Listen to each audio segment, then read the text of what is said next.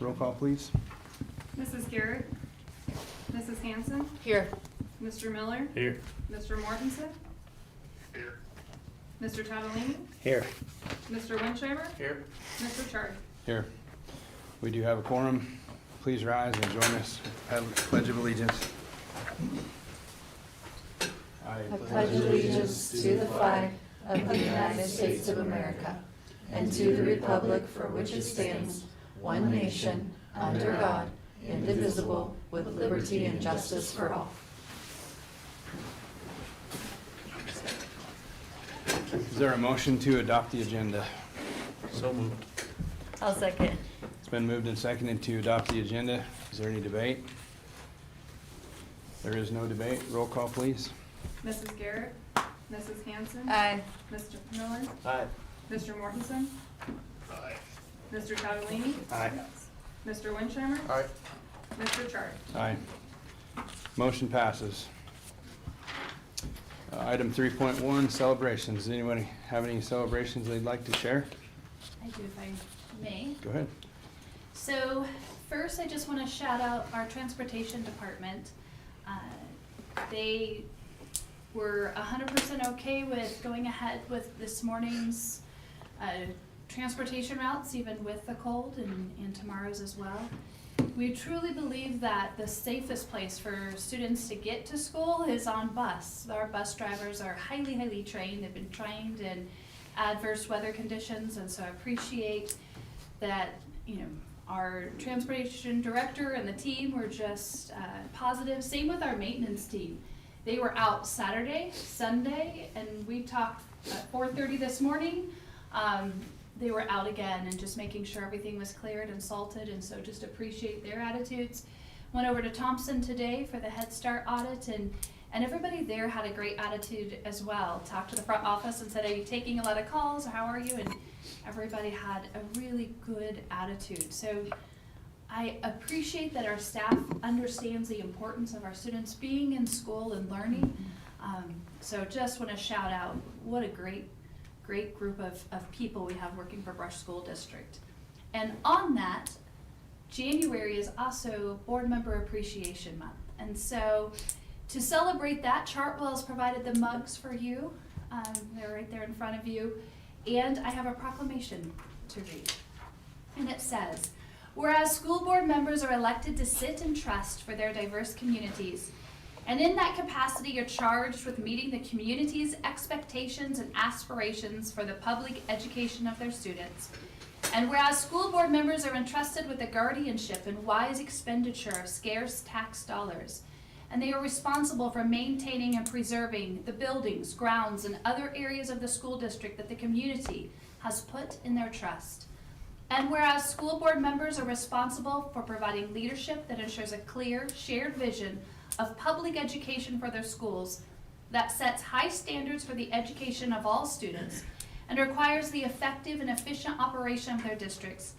And whereas school board members adopt policies to give voice to that leadership and employ a superintendent to administer board policy, and are also responsible for the regular monitoring of the district's performance and compliance with policies. And whereas the board members elected to school board positions deserve recognition and thanks for their countless hours of volunteer service to public education and the students of our state. Now, therefore, I, Marcia Cody, do hereby declare my appreciation to the members of the Brush School Board and proclaim the month of January 2024 as School Board Recognition Month.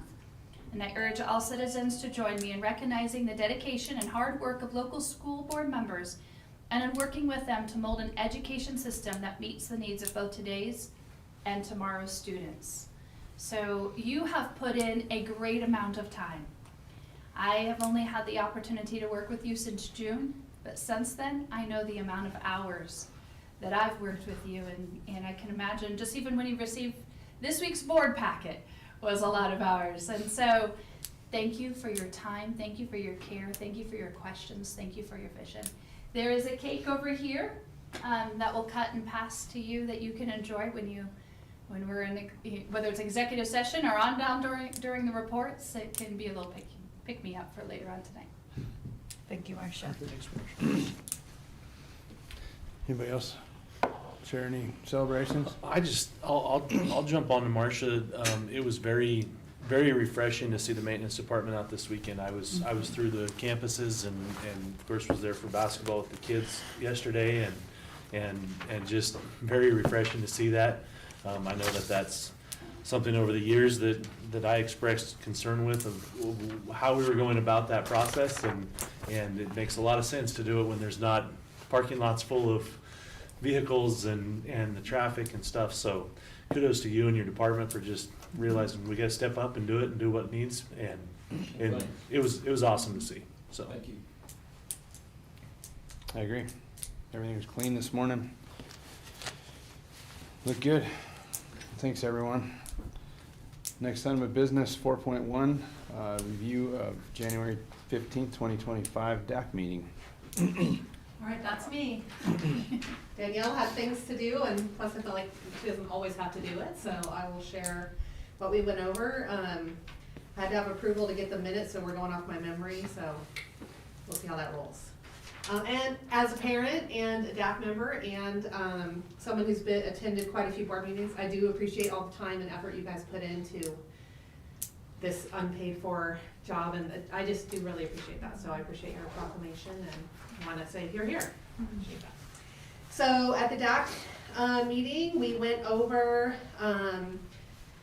one of the biggest things was the budget things. We had a budget committee meeting the Monday before, and then kind of shared some of the things we went over with the DAC, and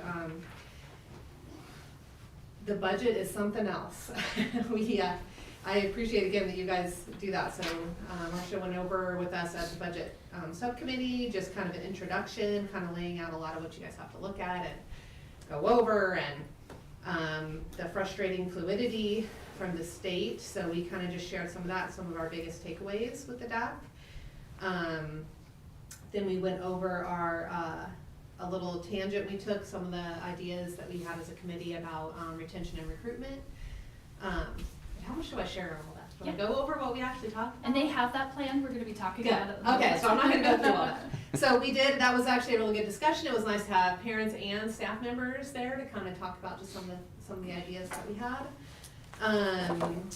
We also went, and the other big thing we went over was curriculum that we recommend for approval for the music program at Beaver Valley.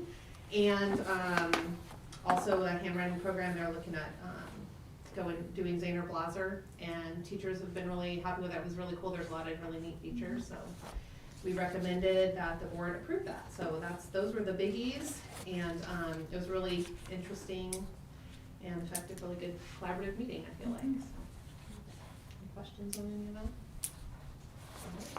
that? Are your DAC numbers still strong? I mean, I know I was there for years and years, and I'm not anymore, let's see. I think there were probably, 4 or 5 of us that were parents and budget, well, the whole budget subcommittee was there. And then, so 4 or 5 parents and then a lot of staff members were there, so. I feel like it was a pretty decent balance. And I love going to those. I feel like you learn a ton through all that. And I definitely learned a lot at the budget subcommittee. Whew, so. More to come on that, right? Yeah, that was our intro meeting, and my head was like. It's 2 hours. Yeah, it was a lot. School finance. So, but yeah, I think we'll keep moving on that, and it's good. Yeah, pretty good numbers still at DAC. And Mrs. Wellen from Bank of Colorado. Oh yeah, also- she came, and that was great having a community member. I was sitting next to her, just representing for the community, because all her kids are graduated, as far as I know. So It's nice. yeah, it was nice to have that there too. So we'll just keep on moving on. Very good. Thank you. Mr. Talley, you have anything to add to that? I missed the meeting because Okay. I went to basketball. I saw you there the other night. Perfect. And then I realized, oops, That happens, yeah. there was a DAC meeting that night. Well, thank you very much, Sure. Mrs. Stone. Sure. Just got my buzz that my kids done with basketball. So. Oh. Very good. Thank you. One more year Thank till you. the draft.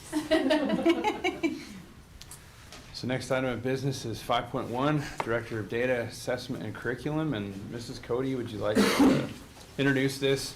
I know it's a little bit change in our, the way we're looking at this stuff into the future, and just kind of share a mindset and how we're gonna go with this. Absolutely, thank you, President Chard. So you have the update in your folder, so if you want to find that, it says curriculum instruction update. So Mrs. Kimball will be giving you a monthly update so that we continue to shift our focus on instruction and learning, which is where we want to be, on student achievement and growth, right? So there could be, as we go through these monthly updates, there could be some questions that are sparked for you about what we're doing, why we're doing it. And I would ask that we engage in those conversations afterwards, and we'll go into greater detail. So if you have specific questions for me, just, you're welcome to ask them, and then we'll set up a time, and I'm happy to share whatever you want to. But I think it's very important for you to hear tonight Lindsay's leadership in these various areas. We are extremely blessed to have Mrs. Kimball in this role, so she's going to take it away. Thank you. Thank you. So to start, I also would just like to show my appreciation to you all for sitting in the seats that you do. You volunteer to be in these positions, and your dedication to the success of our students and of our school district does not go unnoticed. And so I'm very appreciative for your dedication and all that you do. So thank you very much for being our board. So tonight I'm going to share an update on curriculum and instruction and data and assessment. We'll start with curriculum. We are kind of in the end process of our curriculum adoption for this year. As DAC mentioned, we presented to them this last week, and they did approve the recommendations that we presented to them. So Curriculum Council will be at the February board meeting to present those to you. We are starting to already plan and think about next year. So on our adoption for next year, we have language arts and phonics at elementary, and science, social studies, and business education at the secondary schools.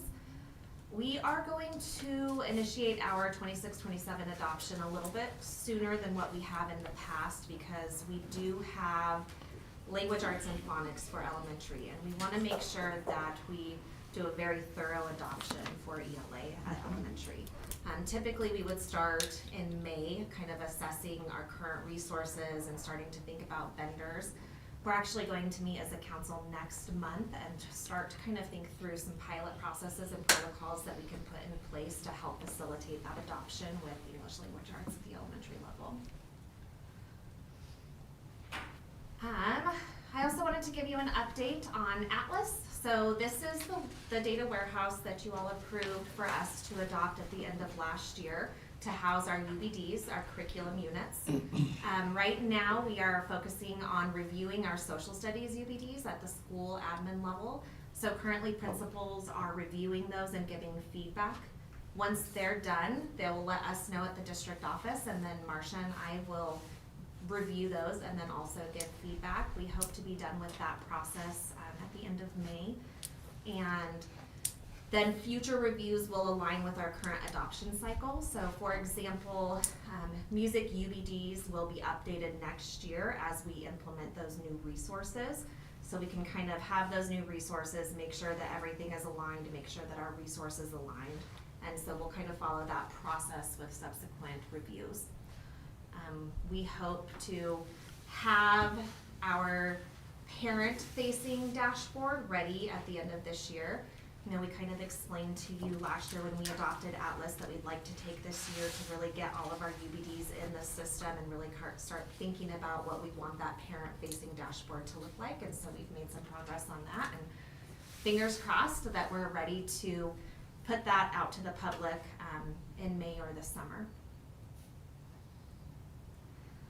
Okay, we will move on to instruction. So our instructional focus is aligned to our strategic plan, or our UIP, and that's high quality instruction for all students. So the first part of this year, we really focused on student learning objectives and ensuring that those had measurable outcomes. We successfully achieved our district-wide goal of having 90% of objectives posted. that were aligned to grade level content and that had measurable outcomes. Since we achieved that in December, we are now moving on to student engagement.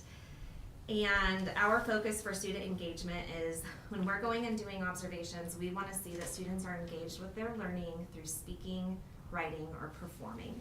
So we took some time on the 13th and we went and walked classrooms, and we really used that day as an opportunity to calibrate our collection tool or our walkthrough tool. We identified that we didn't quite have our questions the way that we wanted to get the best data. So we came back and we made some adjustments to that, and we are going to go back out next week and start to collect some baseline data on student engagement. Our goal with student engagement is that we have 75% of our classrooms meeting that 90% of student engagement by March 13th, right before spring break. Once we meet that student engagement goal, we'll then move on to varied assessment practices. And I'm just going to interrupt just for a second because Ms. Kimball's done a nice job of organizing those. Tomorrow we're doing learning walks, which she has led as well. So each month we're doing learning walks in schools where the entire admin team comes on site. At a school, that principal has a focus area, and we break into teams of 2 or 3, go into the classrooms, in various classrooms, then come back, debrief, and we have a protocol that we follow so that we give specific feedback to the goals as well as to those 2 key focus areas, learning outcomes and student engagement. This focus on student engagement, I can't emphasize enough how important it is. When students are engaged in an overt manner where you can see what they are learning. Sometimes we think, oh, they're learning, they're reading, they're understanding, and they know. You can't see reading, understanding, or know unless they write it, they annotate it, they do something with it. So that's what we want to see all students doing. Then it will lead to differentiation. So both for ALPs, Advanced Learning Plans for GT, and for IEPs, Individualized Education Plans for students that have a specific disability, or for 504s, or for our multilinguals. So engagement is absolutely key, and then engagement focused on that learning outcome is key. So this is the work that we're doing, and Ms. Kimball's doing a really nice job leading those observations, making sure we're all there. We want the entire admin team to be present when we're doing these walkthroughs. So I schedule, I don't cancel, I try not to schedule anything. And we walk in and it's Ms. Kimball, it's me, and with the principal and assistant principals. And we go into classrooms, come back, discuss what are the strengths of that, and then what is maybe a tweak to increase student engagement in that specific lesson. So thank you for your work on that. It's been a lot of fun. I've really enjoyed Mrs. Cody's expertise in instruction and her guidance that she's given to all of us, and I think that we're really growing, and we're putting a lot of really good things in place. So I'm excited for that, to continue that work and to see what the future holds for our kiddos. Yeah. Moving on to data and assessment management. So one of the really big parts of my job is data and the state data collections. Right now, in the middle of the year, usually what I'm doing with student data is making sure that when we get new students in, that they have all of the data features that they need to have for reporting.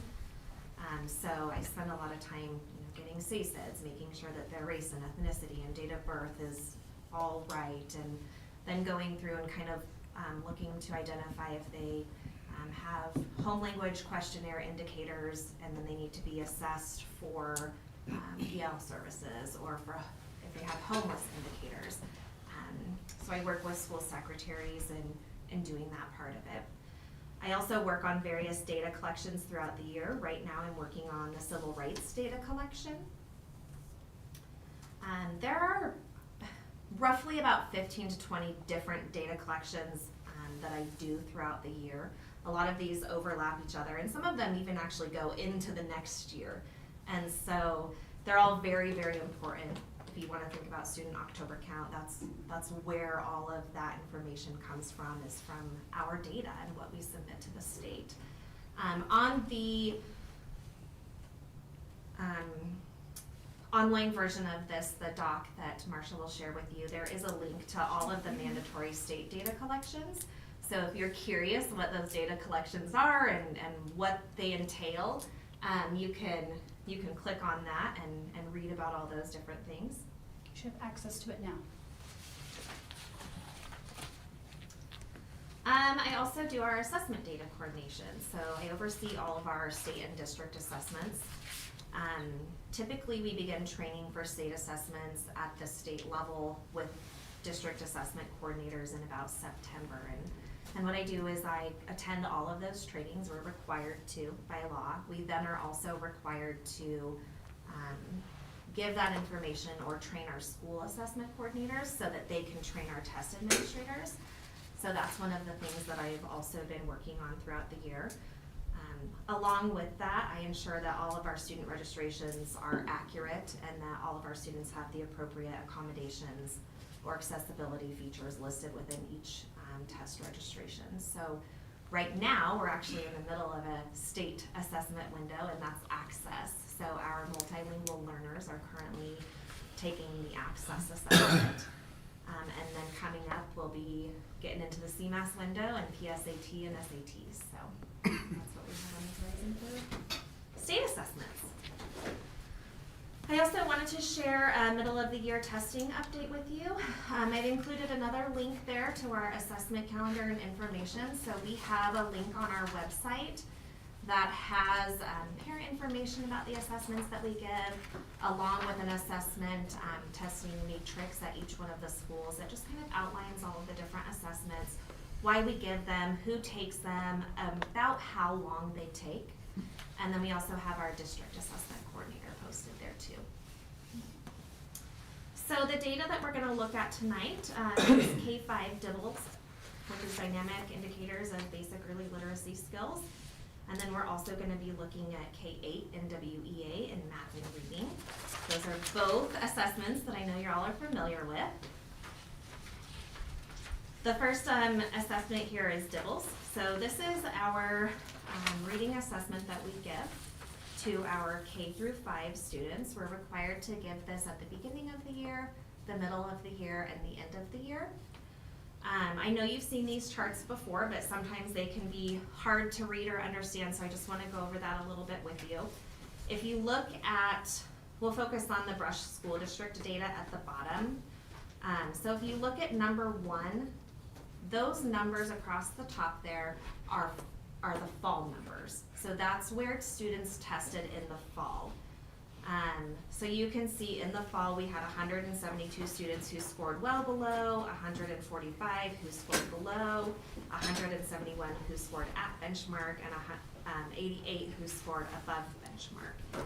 And so well below indicates to us that there's a significant deficiency in reading skills. They need the most intense support. Below benchmark means they're not quite at grade level, and we need to continue providing them support to get them to grade level. Benchmark would be at grade level, and then above benchmark is above grade level. If you look at number 2, this is showing you the percentage of the students that tested in that category in the fall, and the percentage that remained in that category in the winter. So if you look at the well below benchmark there, so out of 172 students, 80% of those students scored in that same range. 16% of those students moved up into the strategic or the below benchmark range. And 4% of those students moved into the at benchmark range. I'm sorry, Lindsay, you said that percentage was in comparison to last year, same time? Nope, this is this year, just this year. Fall to winter. So number Fall to one, winter. Okay, yep, number thank you. 1 Sorry. is fall. And then winter is the percentage of students that scored in that same category. Okay, so of the 172 from the fall, 80% of them are still in the red. winter in red. Yes, Is that right? that's Okay, correct. okay. That's correct. Thank you. Yes, you're welcome. So one of the things that I just want to note are that our students that are scoring in that well below range, and even the below range, those students, they do receive intervention supports at both of our schools. Our students that fall in the below benchmark range also receive some additional supports too. The students that are scoring in that well below benchmark range, those students, if they're identified as having a significant reading deficiency, we put in place a READ plan. And in that READ plan, we identify specific areas of deficit for each individual student. Like, what are those specific skills that they're not at grade level on? And then we identify interventions that we can provide to them that target those specific or those specific deficiencies to help remediate them, or help close those gaps, help them get those skills that they need to be able to move up into that well below, or the well below to the benchmark. If the students do go on plans, we do have meetings with their parents and we discuss those plans ongoing throughout the year and try to give parents ideas or tools, strategies that they can also do at home to help their kiddos. And then we also have an end of the year meeting with them and give them ideas of things that they can do over the summer, or different access to different programs like library support, things that they can do with the library to help keep those kiddos reading over the summertime.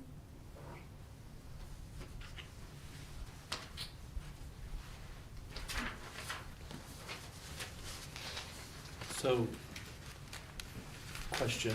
Yep. Data question. How does the Thompson primary, like 105 number, well below benchmark, compare to previous years? I could pull that information for you. I don't have it off the top of my head, but I could get that information for you. I mean, I just so you know where I'm coming from, I mean, Curious if it's a COVID correlation. That time frame, those kids are now starting to come into school, and I know it's something that we all need to be aware of and understand that it's probably gonna take some resources to dig out of that hole, and so that's just where I'm coming from on that when I see that number and wonder if that's not an indicator of some sort. Yeah, I can definitely pull some of that data and share. Yeah, I think it's helpful too as a board member to see that data, Lindsay, when in relation, especially when we're talking about picking new phonics and language arts curriculum for that level. Like if we've seen a plateau or up or down, or for me that would be an indicator of what we need to do potentially with the curriculum that we're looking at for 26. So it'd be nice to look at that side by side, I guess, to help make a better decision. Be good to see. Yeah. Would it be okay if we just move that into the February? She'll be back in February, the February board meeting, and she provided that longitudinal data at that time. Would that work? Oh, as long as that's enough time for you. If you need a little more time, yeah. No, I don't want to rush you. Nope, I don't think it's a rush at all. Okay. Yeah, the nice thing about all of this, moving to kind of the technological advancements of the world is a lot of these reports are just changing a couple filters, and so yeah, it Okay. doesn't take long at all to pull that data. Definitely can get that for you then. No, and we could discuss it then. Yeah, absolutely. I think that makes sense. Yeah, well, if you're gonna run a report, one other thing I've always wanted to see as a board member that I felt like, if we've seen it, I don't remember, when it comes to data, but it would be great to track a child from kindergarten clear up to 5th, and I don't know if there's a report that kind of shows us that at all, maybe that's too hard, but to track the class, so like if the kindergarten class, Apples to apples. yes, like Thank we're you. not, I don't feel like we ever get to see the progression of a class of students and how curriculum did or didn't tie into that. Always So- comparing different yeah. groups to Right, each other. does that make sense? Yeah, Like, yeah. I'd like to see what kindergarten looked like in 2020, and then what it looked like in 21 as first graders, 22, I might have the years off, but, And do you usually hear what just I'm figure out- asking? Yeah, I Okay. think so. So usually there's just a data point, so maybe it's the percent that is proficient or above on DIBELS or NWA, and then we look at that across, all right, what did they do in kinder, what did they do in Mhm. first, second, third, fourth, and we make a matrix, and so you can see, all right, this is the percentage of proficiency and above at kinder than when they were first graders, when they Mhm. were second, third, fourth, fifth. yeah, I personally would like that data. I That's a think great it'd be point. helpful as a board member to kind of be able to track it, so that when curriculum comes up, we can try to align those two buckets. It's visually, good information. right? That one might take longer because it's Sure, not a I'm generation. sure it you know, is. one that we- That's what I was asking. That So might let's be plan part on that one maybe March. How does Okay. that sound? Yeah, and I mean, I don't know that it's urgent, but I don't think these are the would like to haves that some of us have been asking for a while, and it feels like we're organized enough to maybe start peeling that layer deeper, so. Would it be helpful to, if we're gonna try to illuminate things like the COVID effect, would it be helpful to be able to overlay percentage of students that are on an IEP compared to, Mhm. We could talk about that That's a too. good idea. just so, I mean, I think that number would be pretty helpful to be able to Mhm. see if that's really an effect there. Well, percentage of IEPs, multilingual learners, you know, across UNAMs, all of those do have an impact. Well, you can see if they have an impact. And require Right. more support. I mean, Mhm. it's good for the board to understand that from all Mhm. aspects, To then, including yeah. budgetary. Right. Right, so if you're looking at those, you know, the well below benchmark students, how many of those are on IEPs, how many of those Yep. have you know, And then to Paul's SSN? point, what's the budget Mhm. necessary to provide the resources for that support? Yeah. Yeah, can we have a positive impact on those kids Mhm. by putting more money in the classroom? Thank you, Lindsay. Yeah, absolutely. Yeah. So if we want to move on to the NWEA charts that I've given you, again, I know that you've seen these, but just to kind of explain what they are. We'll look at, the first one here is Thompson Primary. So I've given you a growth and achievement breakdown for both math and reading at Thompson, Beaver Valley, and the middle school. I have not given that to you for the high school just because they don't test their entire population of students in the middle of the year. They test their intervention students or special education students. And so I have not given you, it's not a whole picture of the school from fall to winter. So if we're looking at this first chart for math, that first bar that you see there, it says growth.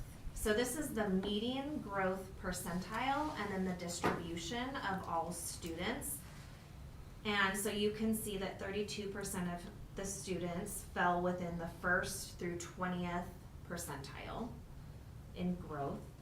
25% fell in the 21st through 40th percentile in growth. 15% fell within the 41st through 60th percentile. 12% fell within the 61st to 80th percentile.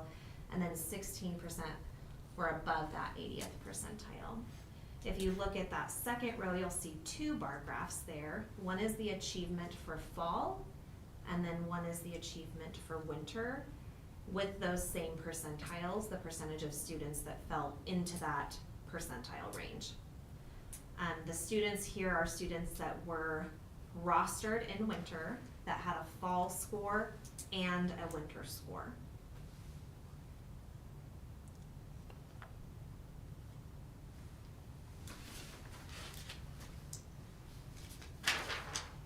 And so those are the same kind of tables that you'll get for each school. And I think one of the important things to note here is that we recognize that we have some work to do.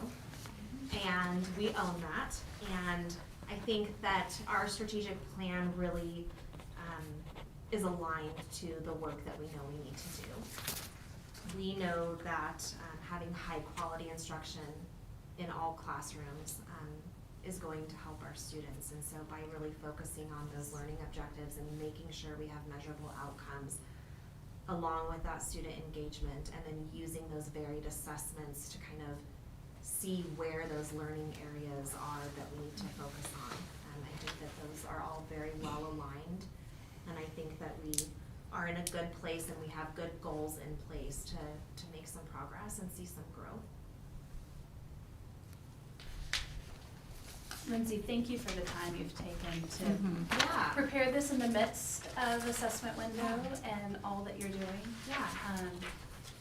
You will hear her present during the next board meeting about curriculum. There'll be a curriculum presentation, so I believe some of the representatives from the Curriculum Council will also be joining you next month, right? So just again, appreciate all the time, all the effort, all the work that went into this. And we own this data. We do. And Yeah, I'm exactly. excited that in 5 years, we're gonna be celebrating data. Yes, that's good. And thanks for sharing the other data. I didn't realize you had all those other Well, we This can is, celebrate before and, then, and but those were definitely in just, March. So thank you take for some that, yeah. Little bits of. That's a new learning Yeah. for me, I that she's think planning on that, being here in 5 we were years. doing about other stuff for the state. Yeah. just heard it. So, I think it's important, so I'll kind of try to add a little bit of all of those different kinds of things that I do and help with and assist with ongoing throughout each one of my presentations, just so you all can get a full picture of what all those different things that I kind of do and help with throughout the district, so. yeah, thanks, Lindsay. Yeah, you're It's good. welcome. You're welcome. And I told Lindsay she needs to head home now because it's gonna be a long meeting and there's no need to. Yeah. Oh, Thank you. No. You're gonna make her stay? Make her stay. Not gonna stay for cake? No, she can't go. We do have cake. I could eat Save your cake, piece. yes. You can take yours to go if you really want one. Thanks a lot, Lindsay. Yeah, you're I'm welcome. Thank you all so much. I'm very excited to continue to see more of that. I think this is great. This is a huge reason why I got on the school board, is to see this and help kiddos have a better learning experience, right? Yeah. So, thanks for I'm all your work excited on for that. our future, and I'm excited for Marcia's leadership and Mhm. guidance, and I think we're gonna do great things. Agreed. Thank you. Thank you.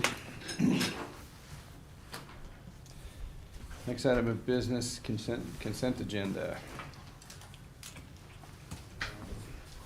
There's 2 items on there, but I think we just need one motion to approve the consent agenda as posted. So moved. Second. It's been moved and seconded to approve the consent agenda as posted. Roll call, please. Mrs. Garrett, Mrs. Hanson, Aye. Mr. Miller, Aye. Mr. Mortensen, Mr. Tadalini, Aye. Mr. Wincheimer, Aye. Mr. Chard. Aye. Motion passes. There is no community comment tonight. Next item of business would be executive session. Is there a motion to enter executive session? Mr. President, Yes, Mr. Miller. I, Bryson Miller, move that the Board of Education go into executive session pursuant to 24-6-402, Section 4, subsection B of the Colorado Revised Statute, for conferences with Attorney Steve Everall for the purpose of receiving legal advice on specific legal questions regarding the status of the hail damage claims. Those present shall be members of the Board of Education. The board may also include Ms. Marcia Cody, Mr. Steve Everall, Mr. Jamie Lorenzini, Ms. Lacey Smith. I'll second. It's been moved and seconded to enter executive session. Is there any debate? There is no debate. Roll call, please. Mrs. Garrett, Mrs. Hanson, Aye. Mr. Miller, Aye. Mr. Mortensen, Mr. Tadalini, Aye. Mr. Wincheimer, Aye. Mr. Chard. Aye. Motion passes. It is January 20th, 2025, and the time is 6:38 PM. Are we good on the recording? Yes.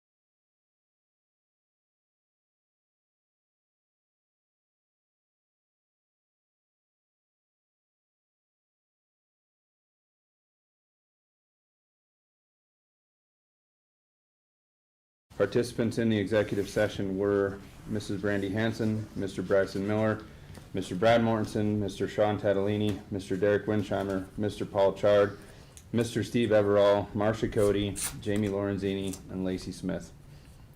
For the record, if any person who participated in the executive session believes that any substantial discussion of any matters not included in the motion to go into executive session occurred during the executive session, or that any improper action occurred during the executive session in violation of the open meetings law, I would ask that you state your concerns for the record. Hearing none, the executive session is concluded, and I will ask Mr. Miller to report on the executive session. We went into executive session to discuss, for the purpose of receiving legal advice on specific legal questions regarding the status of the hail damage claims. Thank you. Mrs. Smith, for the record, can you please note that Mr. Mortensen has left the meeting? Yes, I will mark that. We'll take a, Do you want him to verify? yeah. I verify that we complied with the executive session motion and did not exceed what we said we were gonna talk about. How's Very that? good. Thank you, sir. We'll take a 10-minute recess. I'll go get my Bible out of the car. Go ahead, Paul, if you hurry, I'll let you Do you go want a first. picture bathrooms. first, or can we do that after the No, potty? I bet Brandy's gotta use it. I bet you could beat Brandy, you're in Oh, front of no, you. I'll be too. Well, Do you really she's need got to- heels on, maybe I got a chance. I'll let you go though. You're not gonna- I'm doing all right. Okay. I'll make it.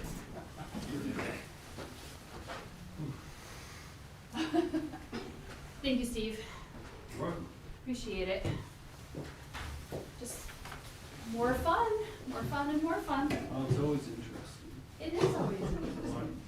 a lot better to have several minds at work than just one. Right. Pick up that ping pong kid. So, No, you didn't. I went up there to do it, but they, oh, go ahead. No, what you got? Where is the? Where's the Wi-Fi code? On top of the bleachers. Oh. Where it gets off. good question. Yeah, I think he's. What Wi-Fi network should I use in here? Just the Brush School District? The ticket. Big booth is down. That's that big It's just, structure. no, it's just a little square structure that, so when they come in the football game, they pay, you pay to pick up the football field. Well, so what is that, True a day's work and next time I'll shoot. what is that big building that sits? Usually don't need it on my phone here, It's but immediately. for some reason, Yes. cellular's no West good. Stadium. It's. Trying to buy a Shop gas network, 'cause- Trying to buy a show pig. Oh, dang it, not enough Not my main. speed to It's- fit No, it no, up. no. Okay. And to lock down our guest network, cause one of our neighbors was streaming Xfinity on it, like 7 terabytes of data. Oh, really? Jeez.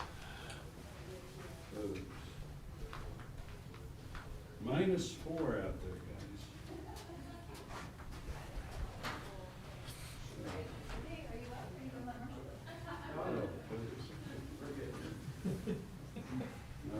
That was on vacation. Oh, where'd you go? Mississippi River trip. Oh, nice. It was- it was this. Oh, let's see. Here we go. All right. So this is the second day. First day.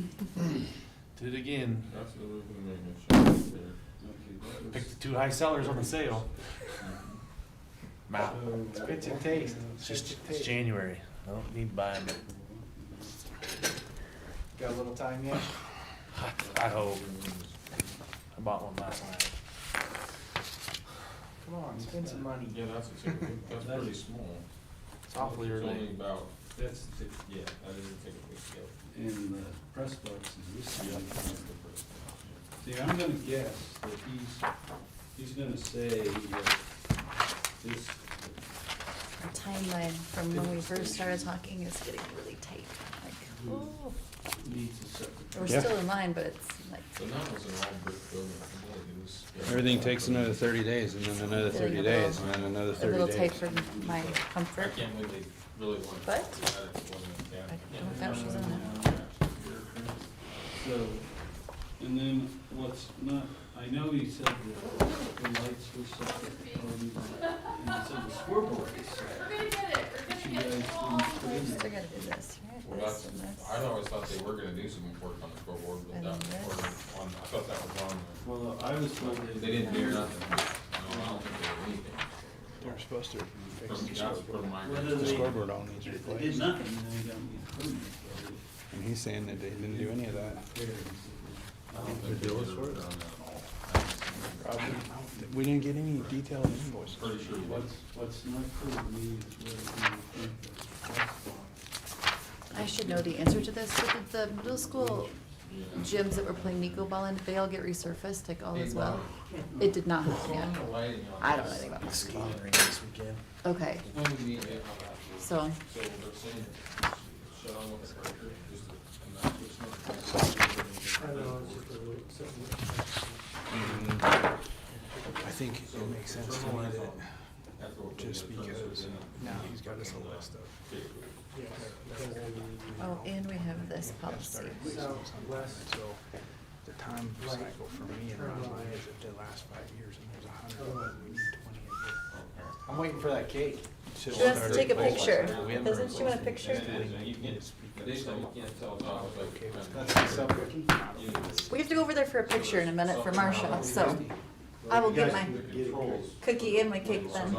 Supper of champions. No, I did eat, but, because I know how long these are. Yeah. There- I think they're planning. I threw a chuck eye roast in Maybe the the superintendent's report actually. I crock think pot it was this morning, asked. so I got to taste test it when it got Oh, home good, before I left. good. Just a quick taste test.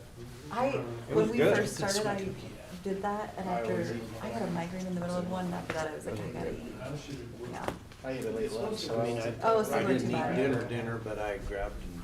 Is your house gonna be upside down without mom home tonight? Yeah. Before I came. That's better than messing I've up. gotten to where I try to eat a little something before we come. I know. Not usual that mom's not home. It's pretty normal for dad.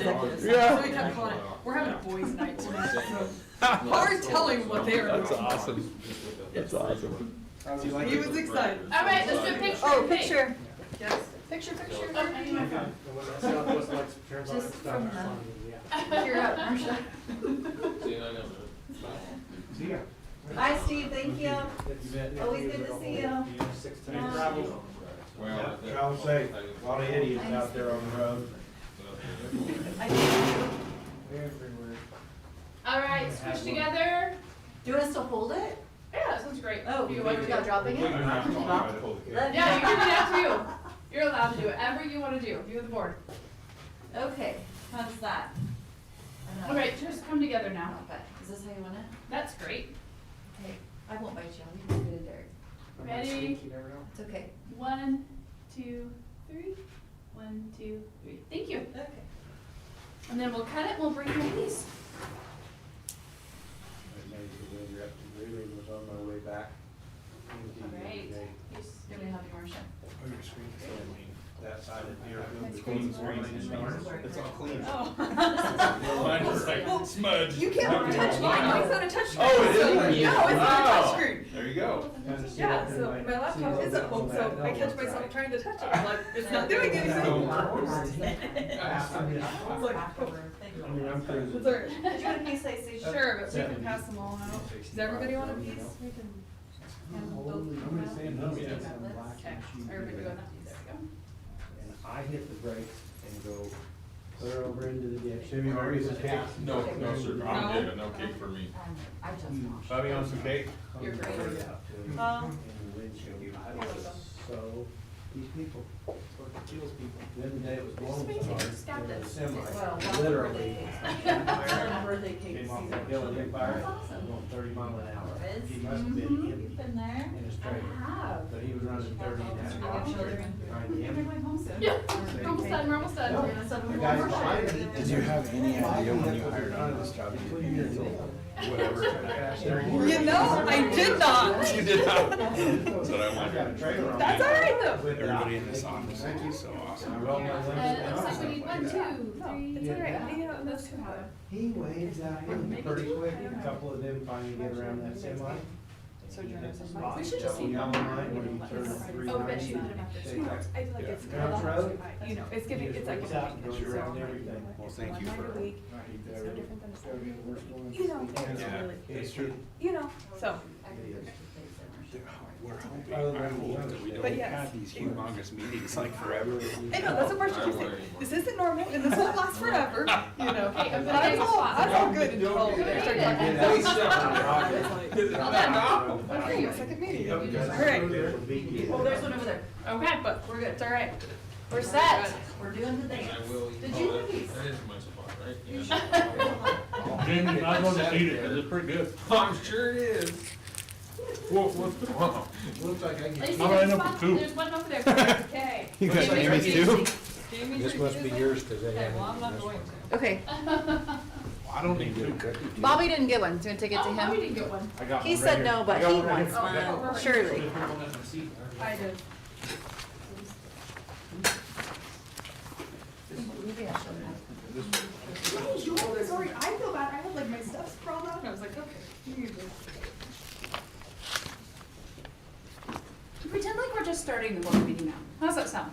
And then we can call it, Sounds then we can call it a quick one? It's like, this lady's weird and crazy. Greg Ferris. Thank you. I swore that there was more information somewhere on that, but. Thank you. I'll look again tomorrow, see if there's more. Yeah. Cause there was, I think there was a logo, like a company logo from him specifically on something. I think it was on the presentation. Maybe. Oh. So we should still have that. Yes. There you go, Chris. You might need that. Okay, Everybody ready? we're ready, let's Okay. roll. Next item of business, 9.1 board reports. Mrs. Hanson, would you? I'll go first, sure. So we had the, let's see, last Thursday, BOCES, logged in for that. Let me check my notes. Overall, nothing that stood out. The biggest concern at the BOCES level was the governor changing the student pupil average, which I know Marcia's been meeting with committees on that. So I feel confident that she's in the know and doing what she can to advocate for our rural communities. The iConnect High School graduation will be May 23rd in Wiggins at 5:30. So if any of us are interested in attending, we can. So let me know if that's something you want to do, so we can make sure you have a ticket and they know you're coming. Randy just alluded to a lot of positions are open across the state or our region for superintendents, so he went over that quite a bit. The Rural Alliance leader, as far as I've heard, took a new position, so they're looking for someone to fill that spot.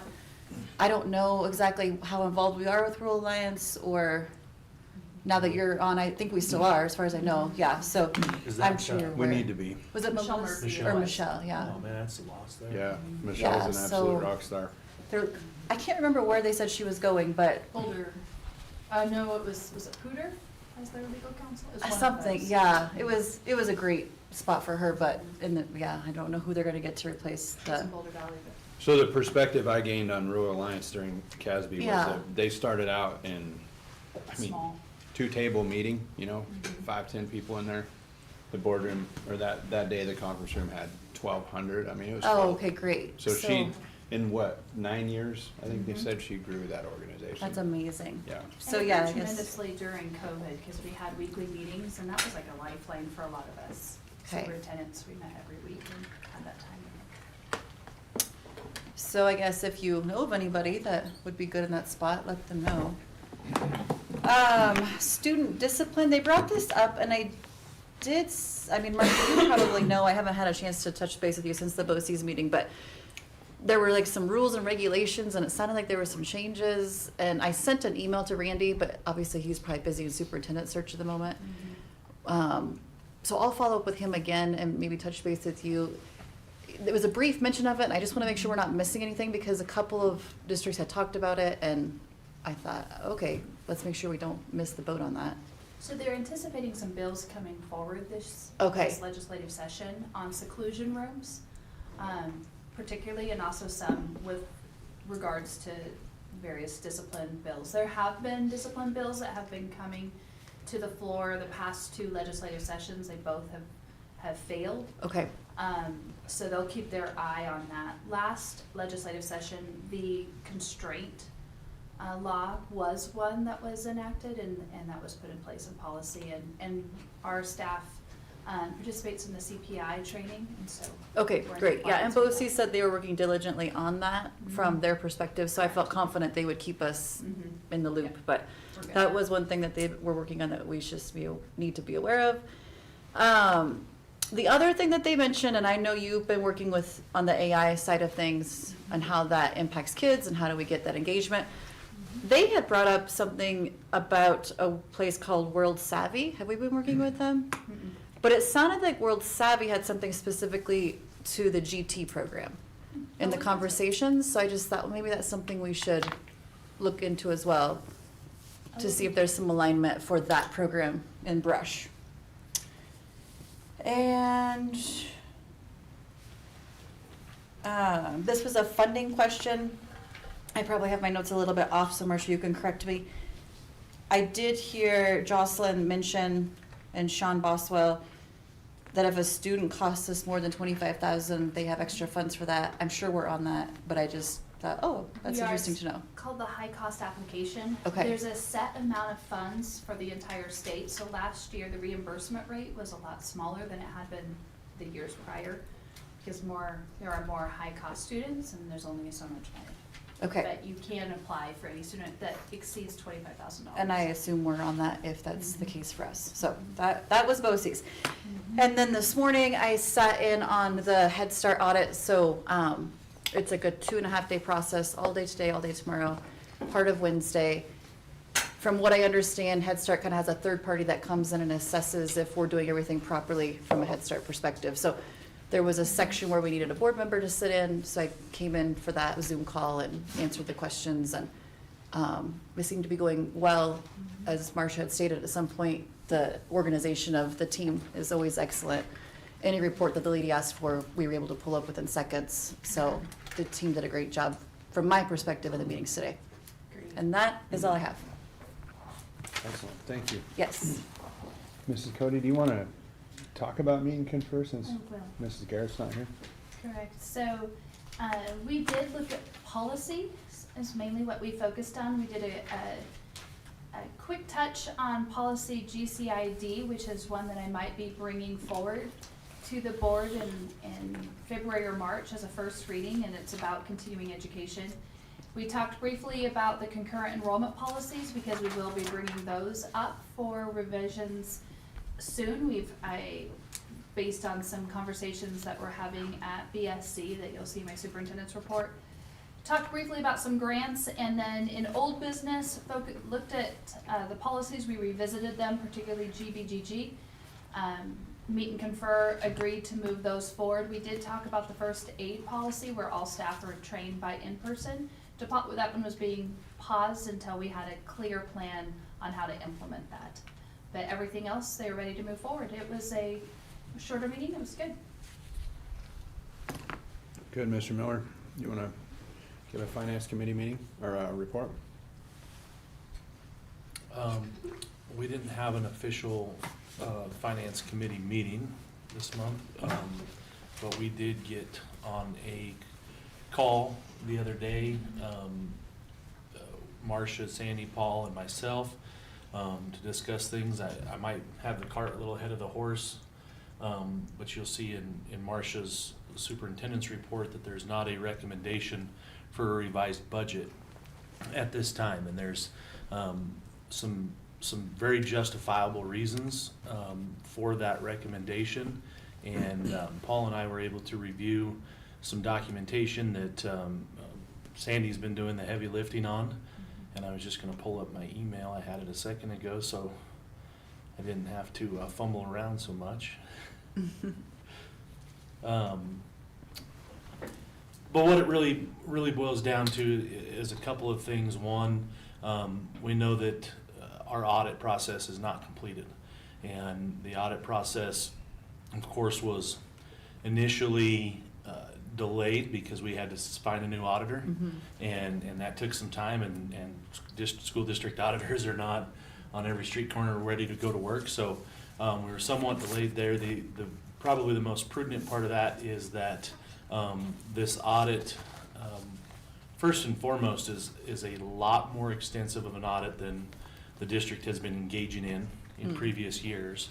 And with that has come a substantial amount of things that have been identified that have to be corrected and need to be corrected. A lot of positive things to ensure that we are moving forward, going to be sound in terms of our financial accountability and things of that nature. And as board in its entirety, we will learn more through that process, and we will at one point, at a point, get a report from the auditor that's going to, I anticipate, be relatively stern in some places, and rightfully so. What I can share is that as your elected treasurer, I have a tremendous amount of confidence that we are okay to not revise the budget at this time. Our revenues exceed our expenditures, pretty confident in those numbers.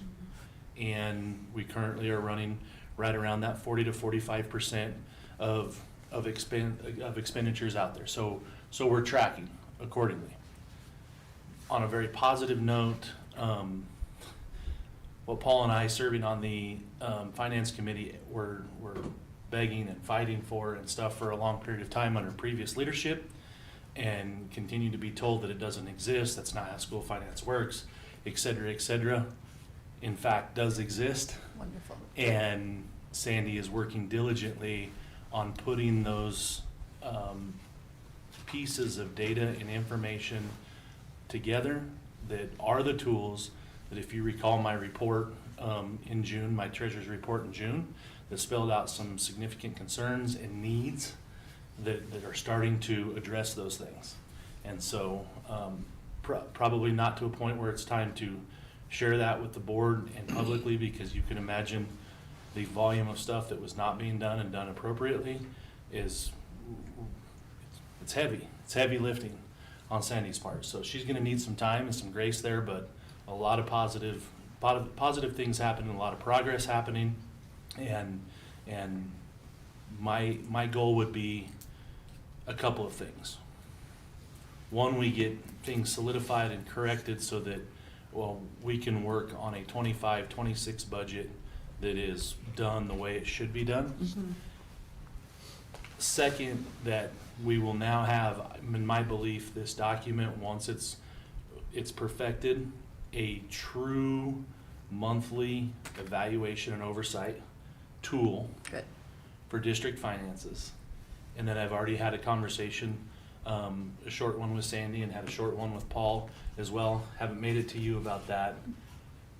But we're aligned in our thought process of then having that quarterly oversight and accountability element that ties back to that monthly document. And those are the types of things that we have to do, quite simply. Statutorily, we're required to do that Have to. quarterly And- financial review. And that's good stewardship of our position and our role and responsibility, so. Yeah, and I like that it's leaving sustainability for future boards, is kind of what I'm hearing out of that too, which is good. So, process, good.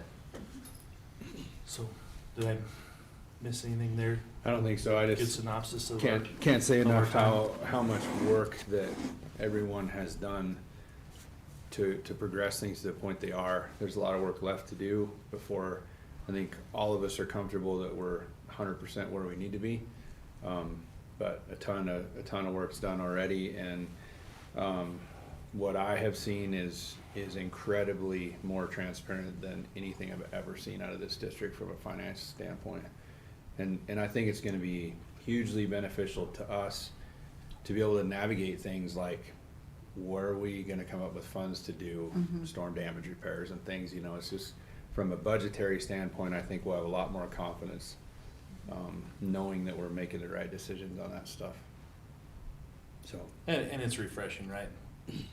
very refreshing. I mean, I'll just be honest, I was to a point where I was like, there's no way school finance can work this way. There's no way districts can operate this way. And now I've learned that, yeah, we're not crazy.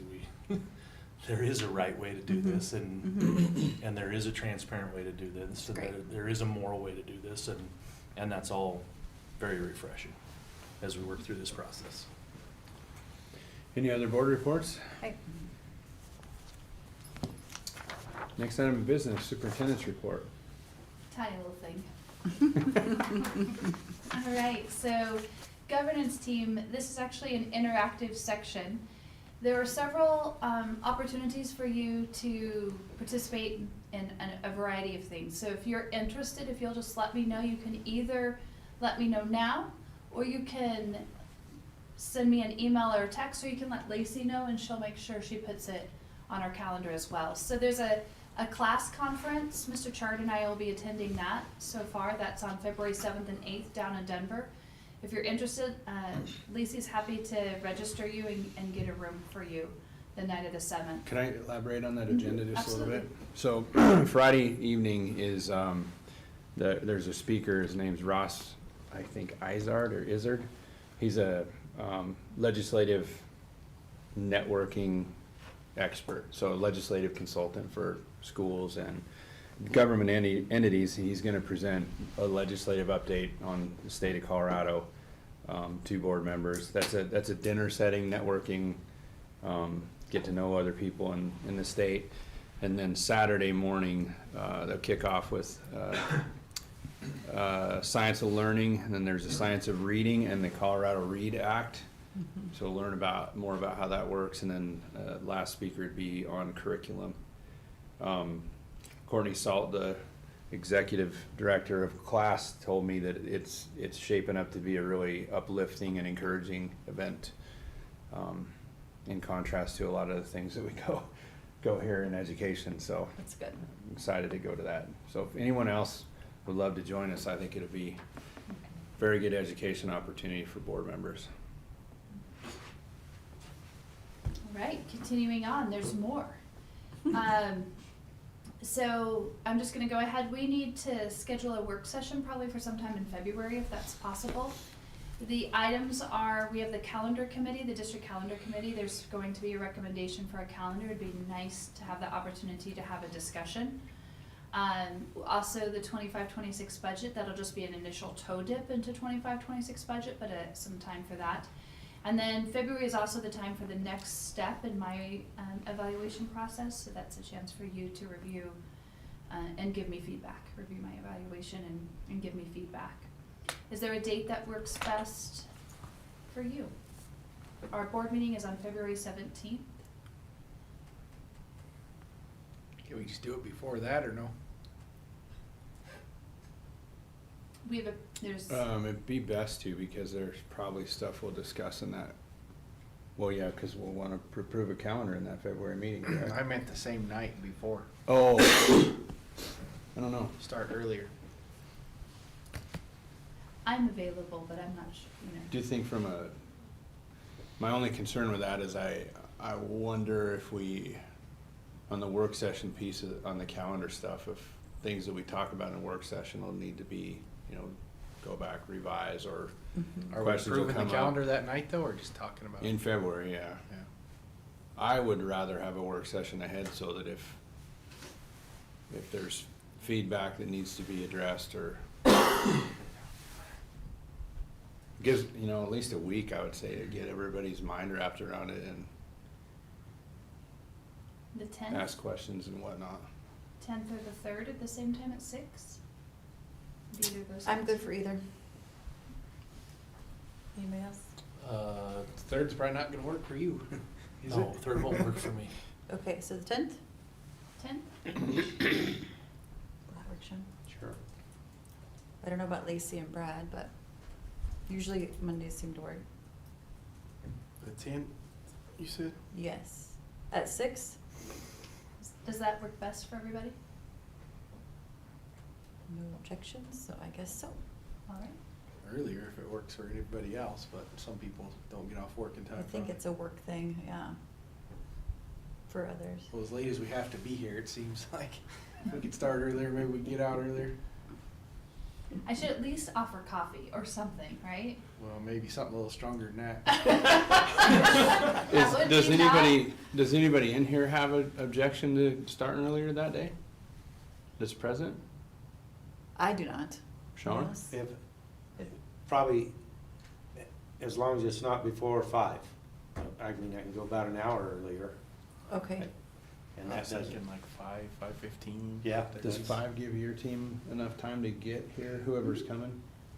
It would probably work best for the calendar committees. They don't have to go home and then come back necessarily. So 5, is that okay? I'll put 5. All right. Thank you. All right.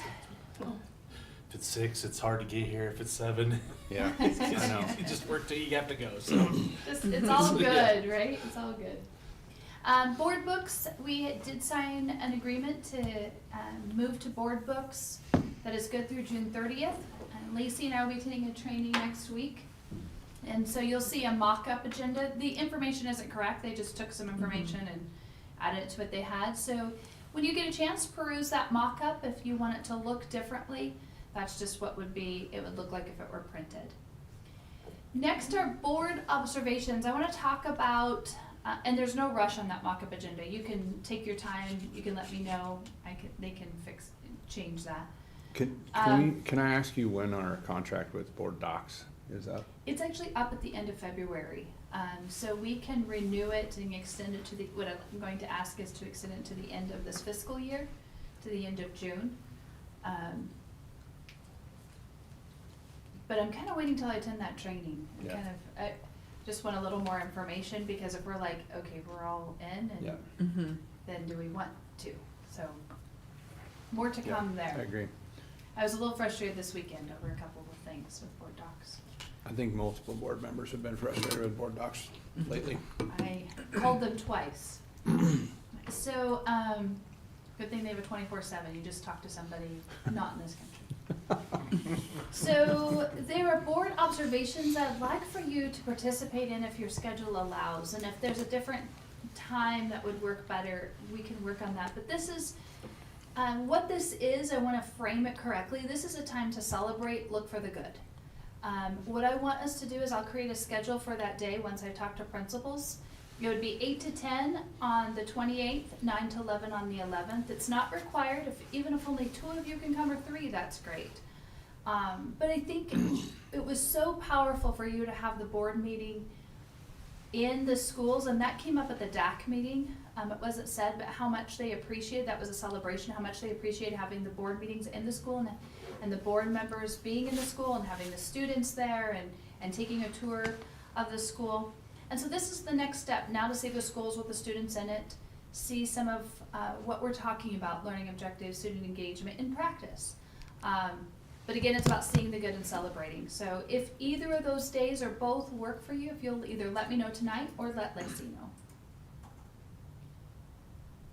Pawnee tour, we will be doing that with our local city council as well as local legislators. Hans still hasn't given me a date yet. He just let me know that he hasn't forgotten.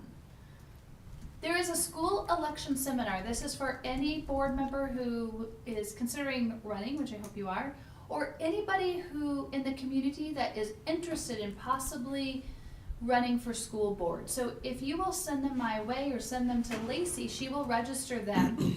It is they can either go in person to the CASB office in Denver, or they can join on Zoom. It's free. It's an opportunity just to learn about the election process. So what does it include? What does it entail? In March and in June, I want to have an academy, like a workshop. Eventually it's going to be a leadership academy, where we'll talk about Brush School District, what it means to be a board member for Brush School District. This is really about the election process. So if you know of anybody, send them our way. Next piece is your board representative. We need a board representative for stockholder meetings. I did reach out to Mr. Mortensen and asked if we could nominate him, and he agreed. For both of those, there's 2 stockholder meetings. You'll see those dates there. That is an action item on the agenda. Mr. Miller did a nice job of talking about budget. The only thing I'm going to add about the budget and I will not take you through the DAC budget subcommittee, but you have a link to that document so you can read the articles that are there. It was a 2-hour meeting like Nicole shared, but there is a document in your, right below, behind that mock-up agenda. That is an article that came in from CASE on Friday that talks a little bit about this legislative session. CASE is the Colorado Association for School Executives.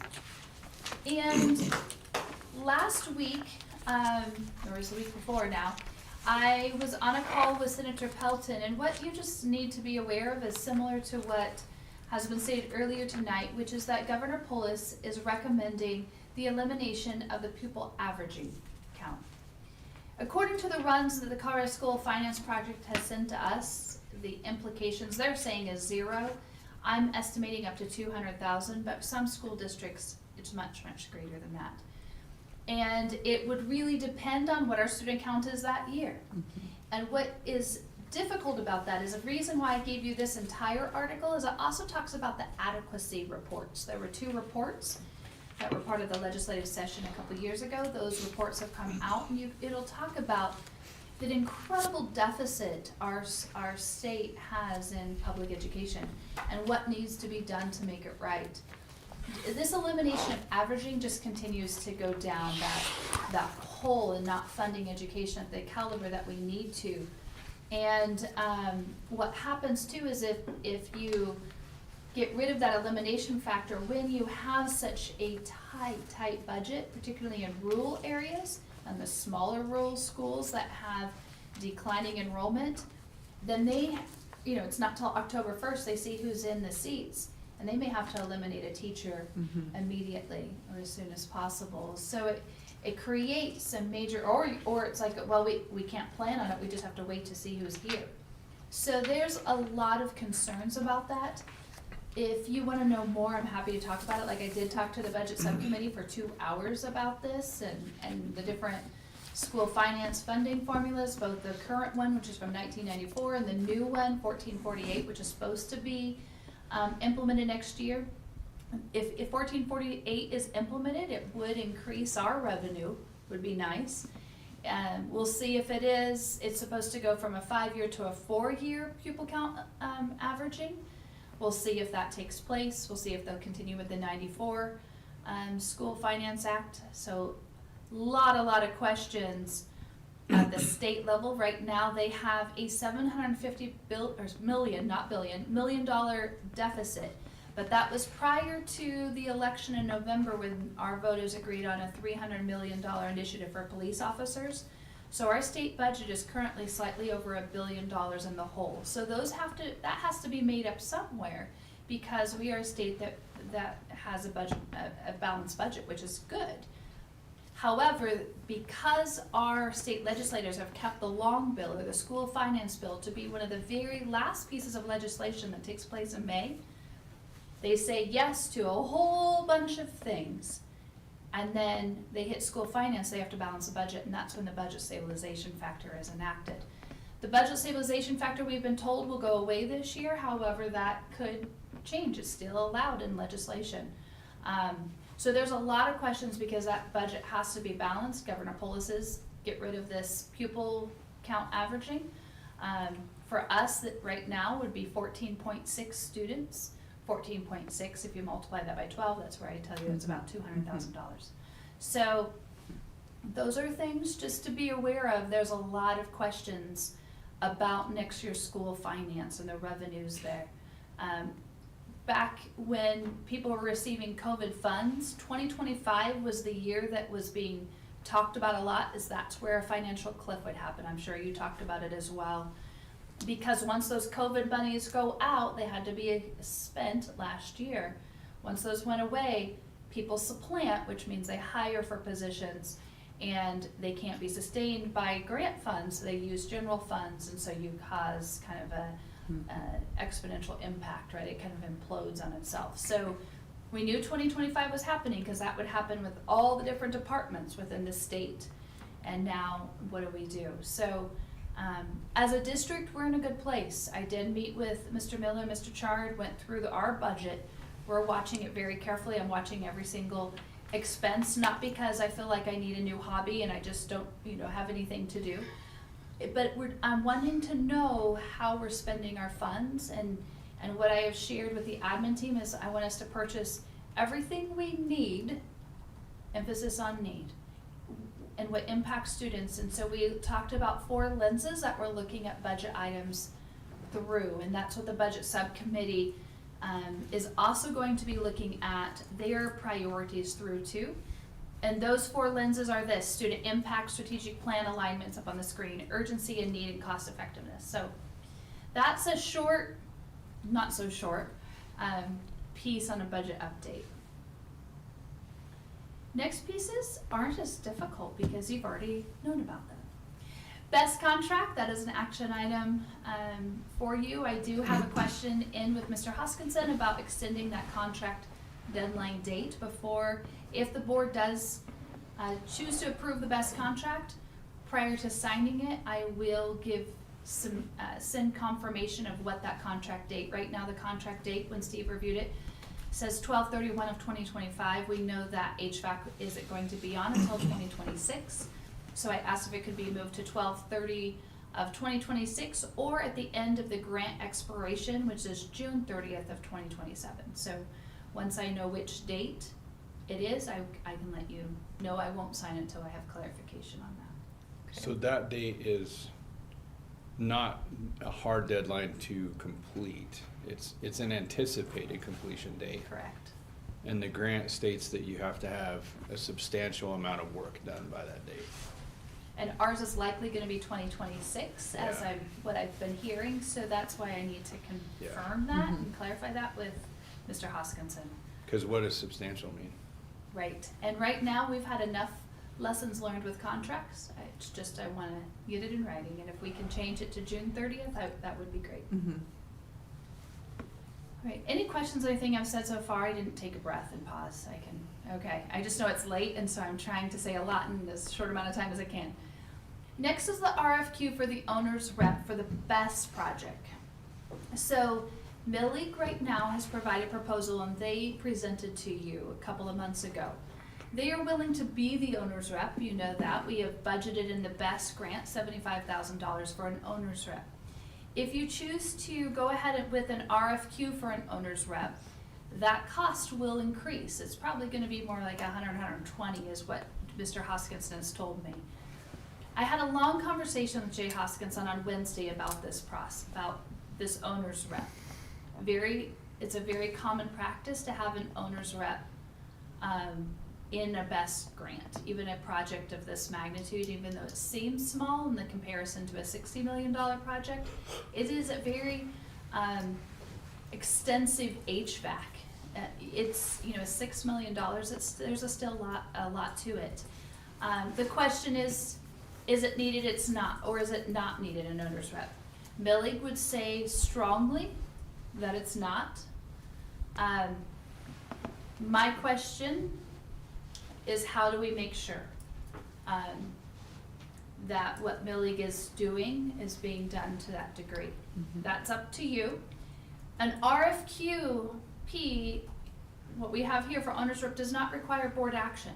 So I can open this up tomorrow, you can still consider it, and if at some point we decide, even after an interview, and you're like, no, we don't want to, you don't have to choose. You get to select. We could end the process at any time. One of the pieces, and then I'm gonna answer your question. So Jay and I went back and forth, Mr. Hoskins and I went back and forth on this proposal multiple times. 4 or 5 times. He gave me you'll see that it doesn't look exactly like our other RFQ or other RFP. The Exhibit A also lists all of the things that the owner's rep we can require to do. We can remove any of those X's if you would like. One of the pieces that I put in there, and then I restated it at the very end of Exhibit A, is this owner's rep would also be responsible to do the RFQ for a design build. So one of the things that came up was, hey, Mr. Hoskinson reached out and said, according to our BEST grant, we're required to do a procurement process, advertise for 15 days, and send the advertisement, the RFP, to at least 5 entities. Reached out, found out, after some research, we did advertise in November of 2022 for the BEST grant. We did receive proposals. In April of 2024, Milling wrote an advertisement, an RFP. They then submitted a proposal to it. We didn't advertise it, we didn't send it out. But we did interview, well, the superintendent interviewed Milling and signed an intent to award contract. Intent, yeah. Intent to award, so it's not a contract, just an intent to award. So what Mr. Hoskinson said, because after I did reach out to Mr. Everall and say, hey, what do I do with this? This is kind of messy. Mr. Hoskinson's wanting this. This is what I have. Mm-hmm. So Mr. Everall said, you just have to be really, really honest with Jake, like what the story is. So I did. That was Wednesday's conversation. He said, if you can verify that in 2022 what the advertisement was, what the RFP was, what the documents were, and get those, I will take it to his boss, Andy Stein, and we'll allow that to happen. He goes, but it doesn't. He goes, it needed to be 15 days, and it has to follow these things. He goes, it wasn't necessarily your grant has changed from 2022 to today. Your budget has changed, the scope has changed slightly, but we can make that work. We can give that, however, you need the documentation. So I did talk to Mr. Chard and just said, what are your thoughts? At the end of it, the reason I'm proposing why we are right now, and I'll let Mr. Chard speak for himself, but he was like, Marcia, I don't know if another 20 hours of investigating to try to find all these documents, is it worth that amount of time? Which I appreciate. I'm just saying that because I appreciate it. I was like, thank you. Because I wasn't super excited. The other piece that is the transparency. Are we doing what we really are supposed to do? That's the question. It would delay the project, right? Because if you're doing an RFQ, and that's what Jay said, it does cause a delay, right? Because if we do an RFP for owner's rep, he said you could open your RFP for the turnkey design build at the same time. What I do have in this owner's rep RFP is for this owner's rep to oversee that RFP for the design build. Thoughts on that? So sorry, Mr. Miller, I cut you off earlier, now if you remember. You're fine. No, I don't remember. Sorry. It's all right. That's So- long. Well, there's a lot, it's a monologue. So to reiterate, you're saying that we could open an RFP for an owner's rep, and then the owner's rep that we hire would then put an RFP queue out for the design builder. Good. And it will- Or we could do both at the same time, and we would hire the design builder rather than the owner's rep. And I don't like that.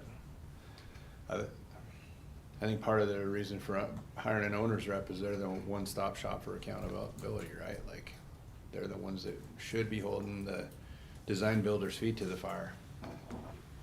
So if we hire the design builder, kind of cuts them out of that process. Or does it, lessen the accountability, possibly? Yeah, okay. I don't know. That's a good thought. And it, I'm just gonna say it, this whole process took place under previous leadership, which has proven didn't go about things on the up and up and always dot all the i's and cross all the t's. These are not only the public funds directly out of our community that we're responsible for, but they are public funds. And everything needs to be above par on this. And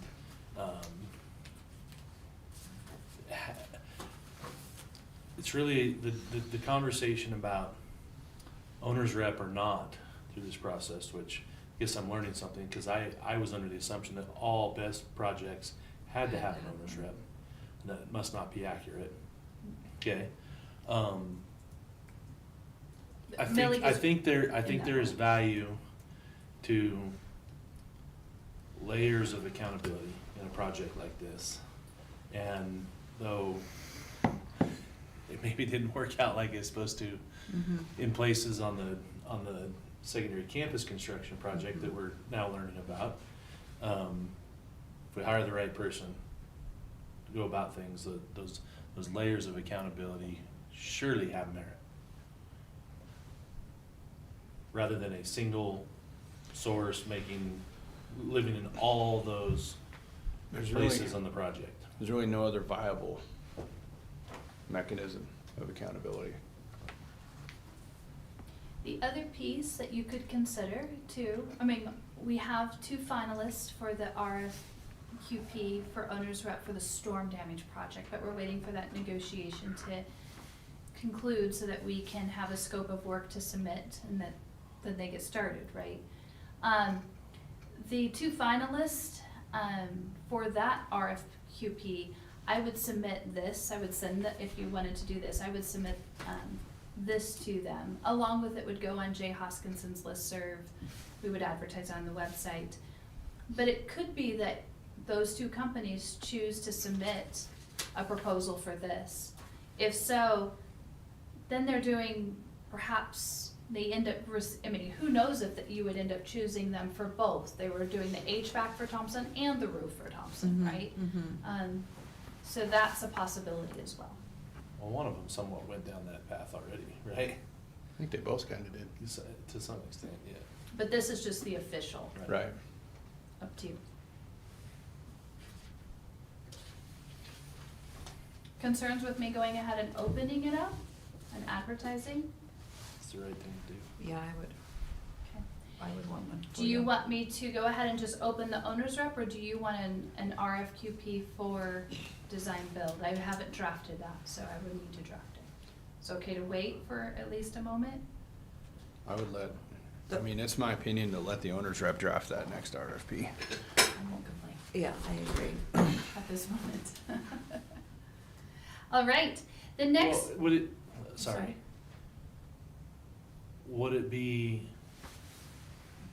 fair to say that working with our owner's rep, then to review a design build proposal that we already have from Millett, taking out the elements that within that proposal that a builder's rep will assume out of that then we can have a legitimate conversation about what's already there on the table. Right. And not to say that that's we even have to, right? Right. But we have that person working in that capacity for the district that can help us navigate that decision. Right. And when we get to the design builder, we know we have a nice, I mean, Millie has a proposal. It's just we need to follow the requirements. That's it. All right, the next document, I'm not gonna spend time on it, but there was a question when you had the interview process in December about Answer's architectural fees. Remember how you had a question there? You wanted to compare apples to apples? Their answer is there. So I'll leave that for you so that when you're ready to review that just gives you some time to consider that. Next piece I have is the quotes from Buildings by Design. For our HVAC estimate, you'll see 2 different quotes there. And that we need to get done so that we can finalize and finish the negotiations with Selective. We don't want any reason for any type of delay with those negotiations, and it's apparent by us presenting this estimate, this quote for an HVAC estimate. It tells us how important this HVAC is to us. And I think Selective, by seeing that we're willing to spend funds to get this HVAC estimate, that should be sending a message to Selective like, this needs to get fixed. And they need to do their part to get this claim settled soon, very soon. We're way past when it should be settled. You also have as an action item the invoice for TEI for the Selective payment that came in December. You also have an action item for the ADA compliant doors at BSC. We did receive 2 quotes. This one does include the power. You'll see that in the top right-hand corner of the ADA compliant doors quote. You will also see behind that the recommended quote for the John Deere. We're calling it a tractor. It's really a mower. It will help with snow removal. Not that we need it, right? We don't need snow removal or anything. We You won't do- as soon as we buy it. Yeah, exactly. Jamie's like, please, That's please. gonna be you. If that will do it, that'll be great. There is the brochure as well. It's this one on the far left. Mr. Lorenzini, do you want to talk about any of this, about this? So, at first I was looking at a different tractor company, couldn't get any really solid response saying that they put their hands on it, ran it for a couple of years. So like some of the guys, I've talked around the county and stuff, and I've heard that the Fort Morgan School District really likes the John Deeres for both mowing and their, what they bring to the table as far as snow removal. They use a lot of the brooms up there, they make a salter for it, the same as the other company I was looking at with this other little tractor, but it's pretty close to the same value. I mean, and I think the John Deere's, I feel, you know, there was a lot more back in the John Deere than this Versatech little tractor, but, so this is the way we're leaning. This is what I'd like to get. I think we can, we'll mow with it in the summers. We'll have like a salter, a snow blower, and a blade that we can put on it too, so. And hopefully, if we do, we have 2 mowers that are pretty old, so take the place of that. They offer another deck we could look into getting that would offset that $90,000 Toro mower, be the same size, that will mount onto that too, and would be way money ahead going this way, as far as apples to apples, and like I said, we have the 2 Toro lawnmowers, that's our whole fleet, and they're both high hours, so I think this is the way to go probably. And just to think about cost, we've been talking about budget.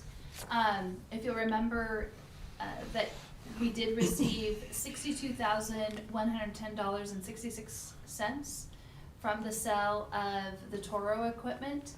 And this is costing, this quote is for $66,000, this includes all the different, pieces with it. What are they? So it's the tractor, the salter, the blower, and the blade. All the attachments. Yeah, All the 3 attachments. That was in the word, in the Mr. mower itself, the tractor. So, and a broom, right? Yeah, and a broom, sorry, Okay. yeah. And that's $66,460.10, so a difference of $4,349.44. That $4,300, $349 will come out of the equipment Okay. line item. But you said there's a salter included? Yeah, it should be on there, Bryson, it's hard to Yes. see. Here. It's on that, I said the same thing when I read this quote. Oh, sorry, that's Trafair. You don't want that, that's, Yeah, that's not that's it. for interactive boards. Let me give you the right quote, that's this one Look right on the, here. under the tractor details, I think it is. I think it's listed in there with like the tractor details. There you are. I'm sorry. Nope, you're fine. Oh, drop cedar, Where are you seeing that? it's on this.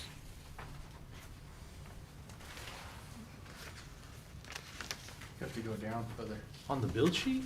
It's included in that 48,753 price. Yeah, it is. I still haven't seen it either, but I did point it before I brought this to you, because that was my 5 first cubic one. foot If you drop scroll down, spreader it's in the total of the for price of the 4,500. machine itself. Okay. Maybe we would have priced that out separate like all the other attachments. You fit in that cab? It's actually way bigger than you think. I thought the same thing. And to tell you the truth, like I said, I went up and ran Morgan's. Actually, they said, come over, and I looked at it, and they had a broom hooked up, so I ran it. It drives, it's like our regular tractors. It's 0 turn, everything like that. That broom has a lot, I mean, they do pretty much everything with those brooms on as far as their snow removal goes. He said if it gets, of course, too deep, you're gonna have to put the blade on. And then you have that snow blower too, so small areas, you know, you get into crevices and blow it out. And then we got the Bobcat that we use the blade on that. So I think those two in conjunction, we could save a lot of time and a lot of energy there. And then, plus the mowing, it'll far and away be the best mower, I mean, to replace what we've got. I mean, you know, to help drag the life out of those Toros longer. And I won't use, I'll try to make that, which one I'm gonna use to keep the John Deere as in the best shape as we can at first, and get the rest of the life out of the Toros as far as the mowing goes. So, that's the plan. And I appreciated Mr. Lorenzini's just diligence and cost effectiveness, because he sold some equipment we weren't using to be able to purchase some equipment that they will use. Could have used it this week. Yeah, that's the only figure this, it's like 3 months out, so we're gonna use Next it year. next year for snow, I hope. Well, maybe, I shouldn't say that. We might use it for snow. I'm guessing we'll use it next year for snow, but we'll use it to mow. They also, like I said, there's a company out there that makes a deck for like, I think it's about 7,000, I gotta look into it more, but it would be like 11-foot deck that folds up like the batwing styles you see. And that mower, just a Toro mower that has that, just that mower together with the tractor like this, is $92,000 for that unit, with just the mower. So this way we, we're saving quite a bit of money. Oh yeah, anytime you can turn a power unit into a multi-function piece, you're saving tons of money. Right. Not only from the purchase end, but from your maintenance end. Right. I mean, that's what costs money to repair and service and stuff, so, good job. All right, any other questions about that piece of equipment? So that is an action item for later on tonight. Painting in Beaver Valley is taking place. It's, wasn't able to take place over the break, but it is happening on weekends, so slowly moving forward with that. Basketball hoops are completed. And our district safety committee meeting, we are planning a tabletop exercise in March with emergency responders as well as our district safety committee. All right, next piece, I'd like to invite Mr. Murphy up to join us. He has put a lot of time into just assessing our technology and coming up with a plan to move forward. So what we have here is, and I have it on the screen and it's linked here for you, is a tech refresh plan that he has developed. Mr. Murphy, do you want me to go with the work in progress one, or which one do you want me to hit first? That's what I want to hopefully settle on, so. Okay. So at the top there, you can see what we ordered last year. That's here. So that's what I'm calling the catch-up, because we had all, the bulk of our Chromebooks were bought with ESSER funds or COVID funds, so we just bought a lot real fast and it made sense at the time, and now I have to deal with it. So my plan is to hopefully try and get 6 years out of Chromebooks. And using the high school as part of the refresh over here. So that's just pointing at it. Sorry, do you want to run this? You probably. So basically, I want to get to the point where we're ordering 2 or 3 grade levels every year and getting 6 years out of the Chromebooks and using, my ability to repair them, fees for replacements and repairs to just keep the fleet, rolling. And currently we get 7 years of updates out of a new Chromebook, so kind of running up against it, but we think we can pretty easily do that. And now that I've figured out what was causing all the Dells that we had to die, that issue has mostly resolved. And we now have 200 spare Chromebooks to maintain our current high school fleet, hopefully starting next year. So, not to mention all the broken ones that still have good screens, good speakers, and stuff that I can part out as well. So, and then hopefully by the once we get full on the refresh by the 2032-2033 school year, we will be in that space where the secondary campus in Beaver Valley will be, or Beaver Valley Middle School will be running through 6 years. We'll get a new one at the freshman year. We use it for 4 years, and then we have 3 years of use of the Chromebook that we just use to maintain the Beaver Valley and middle school fleet. So eventually we'll have upwards of 300 Chromebooks to maintain those 6 grades. And this is, again, he's thinking cost effectiveness, and we'll assess it, right? If this isn't working, then we can always. If we're not tweak making it the 6 years we're hoping for. Exactly, then we Right, know, right. Right, we'll yeah. know. Shoot for the stars. Oh, yeah, Get for 5, sure. That's still better than what we're- But, what we're looking at. hey, we have 7 years of licensing, how is it working? We may need to revise that Yeah. We know that, but it's just a start. Yeah. Come up And with a plan. then, Thompson I treat separately, because we're probably gonna use a different, a touchscreen model and Mhm. different, and we'll just treat them as their own little ecosystem. Then let's go to PCs, does that sound good? Yeah, I'm still, that's what I'm trying to get through and get everything swapped out with the, well, I was trying to with the Windows 11 and Windows 10 ending next year. Turns out our Dells are compatible, so I might slow that refresh down a little bit, so. But I do need to replace the computer labs. That is almost certainly one we will refresh. And I just had a call with a vendor today for some of those, so I'll continue to get pricing on all of that stuff. All right, now the TV, the interactive TVs we're calling them, they're interactive boards. That is the work that he did over the break. So he went through and found the VIN number and the age of every single interactive board throughout our district. You wanna go ahead and talk about that a little bit? Yeah, it was even worse than what I presented in the last board meeting. Turns out the entire secondary campus was bought with the bond, part of the construction, but also half of the primaries were also bought in 2019. So basically 100 TVs will be entering their 6th year in July. So, or older. We do have, the preschool does have even older TVs, panels. So I went through and found every invoice, tied them, as many as I could to the invoices.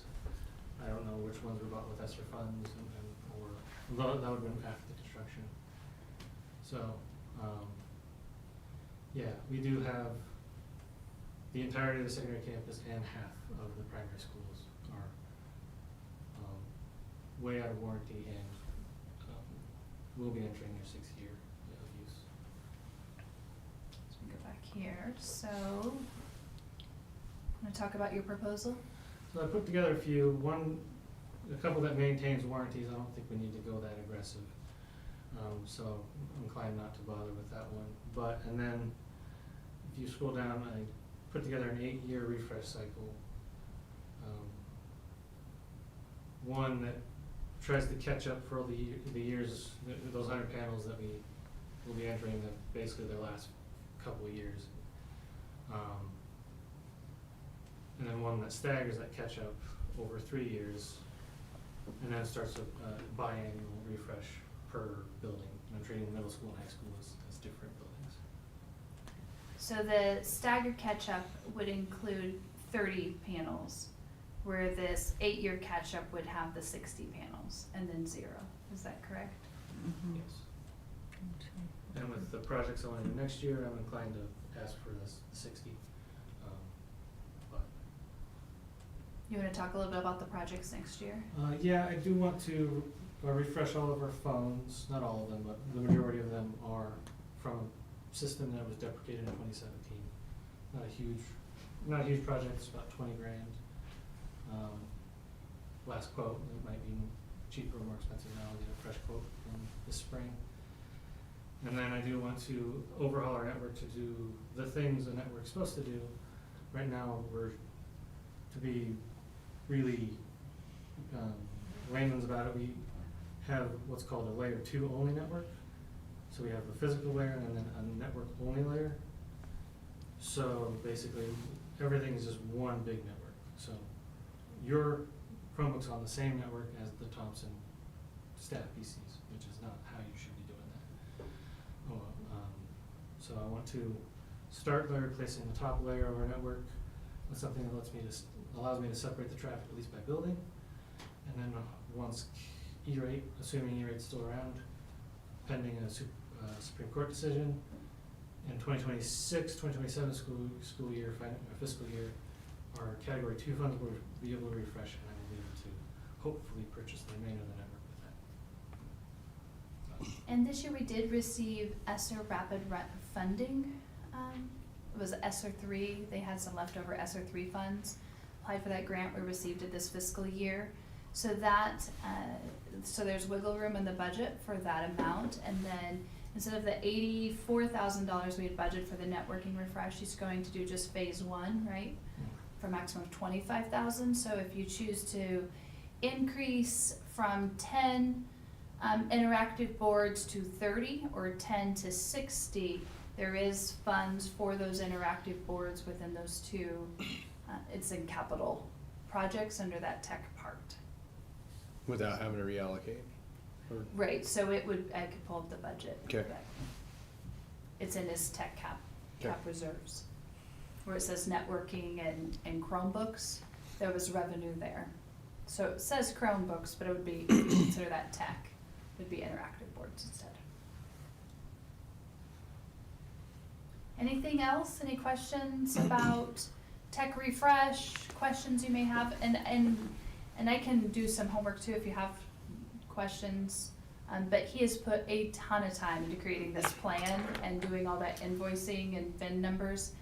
I also really appreciate his transparency, and it was shared with me from some of the board how much they appreciate the work you've done, Mr. Murphy, because things weren't perfectly together when you came into this role.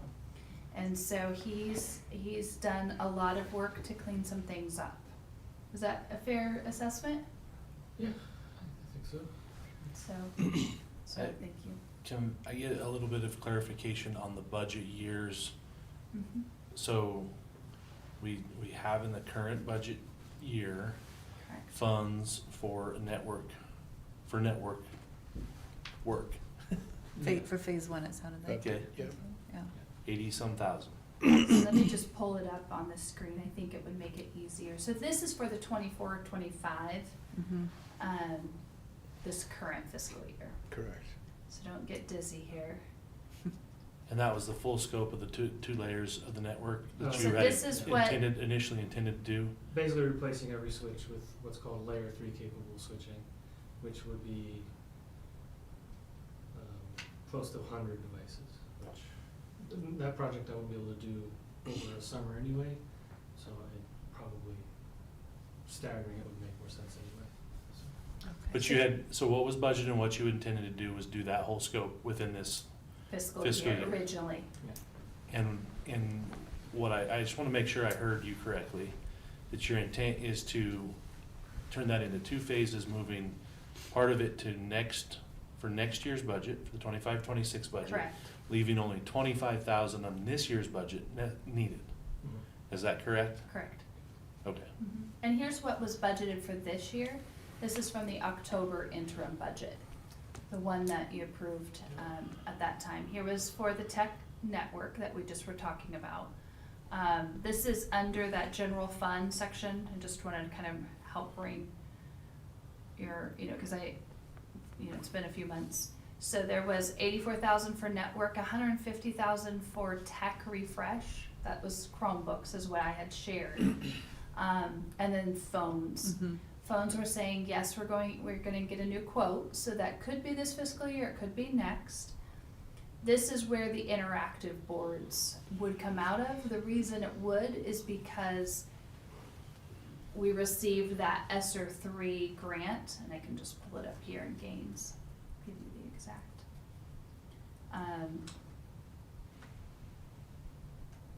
Oops, could have gone here.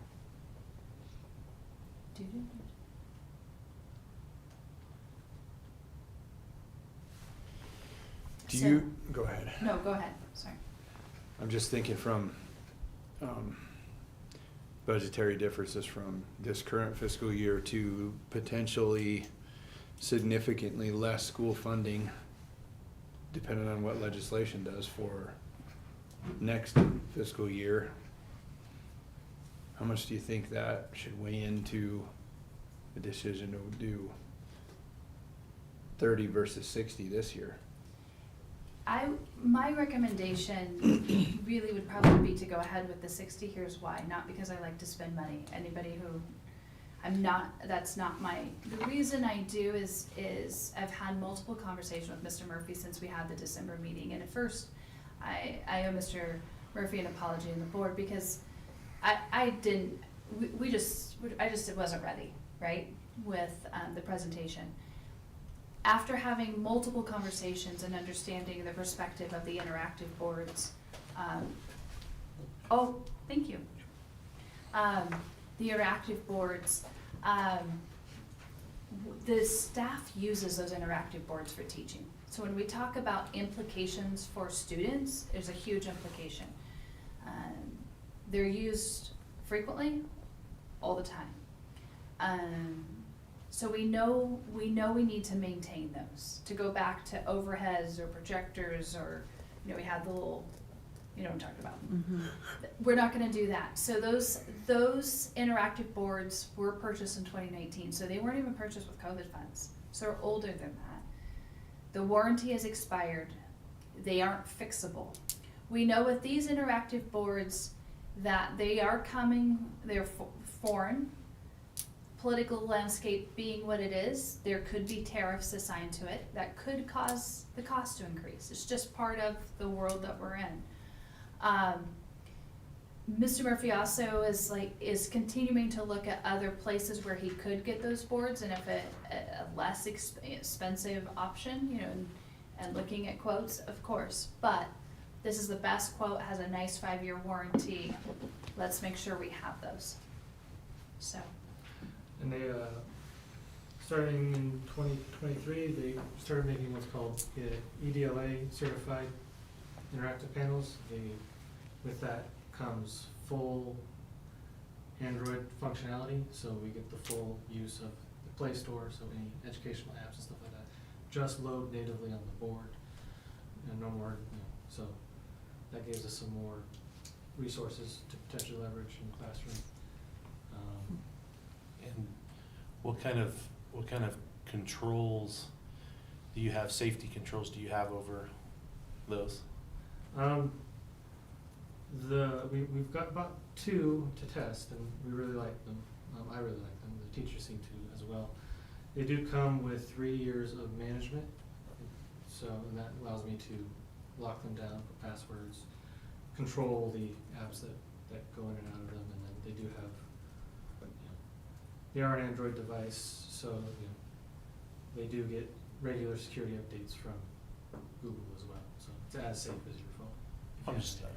I think that It's not a bad downloading question. an Android app off the Play Store for educational purposes should that come with the same scrutiny as curriculum.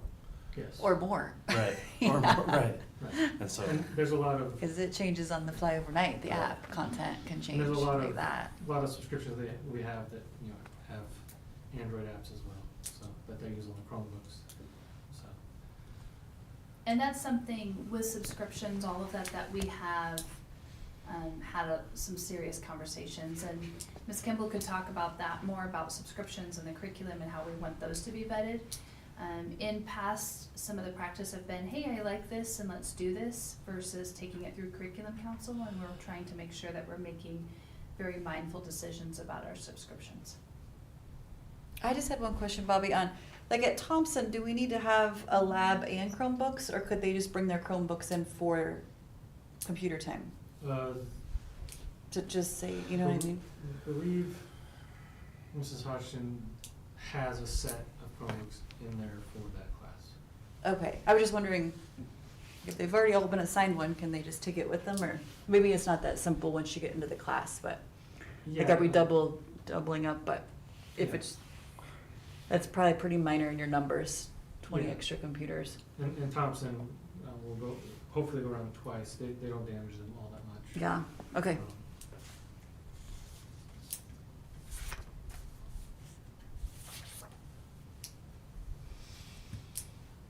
Okay, so back to those budget numbers. I just want an understanding of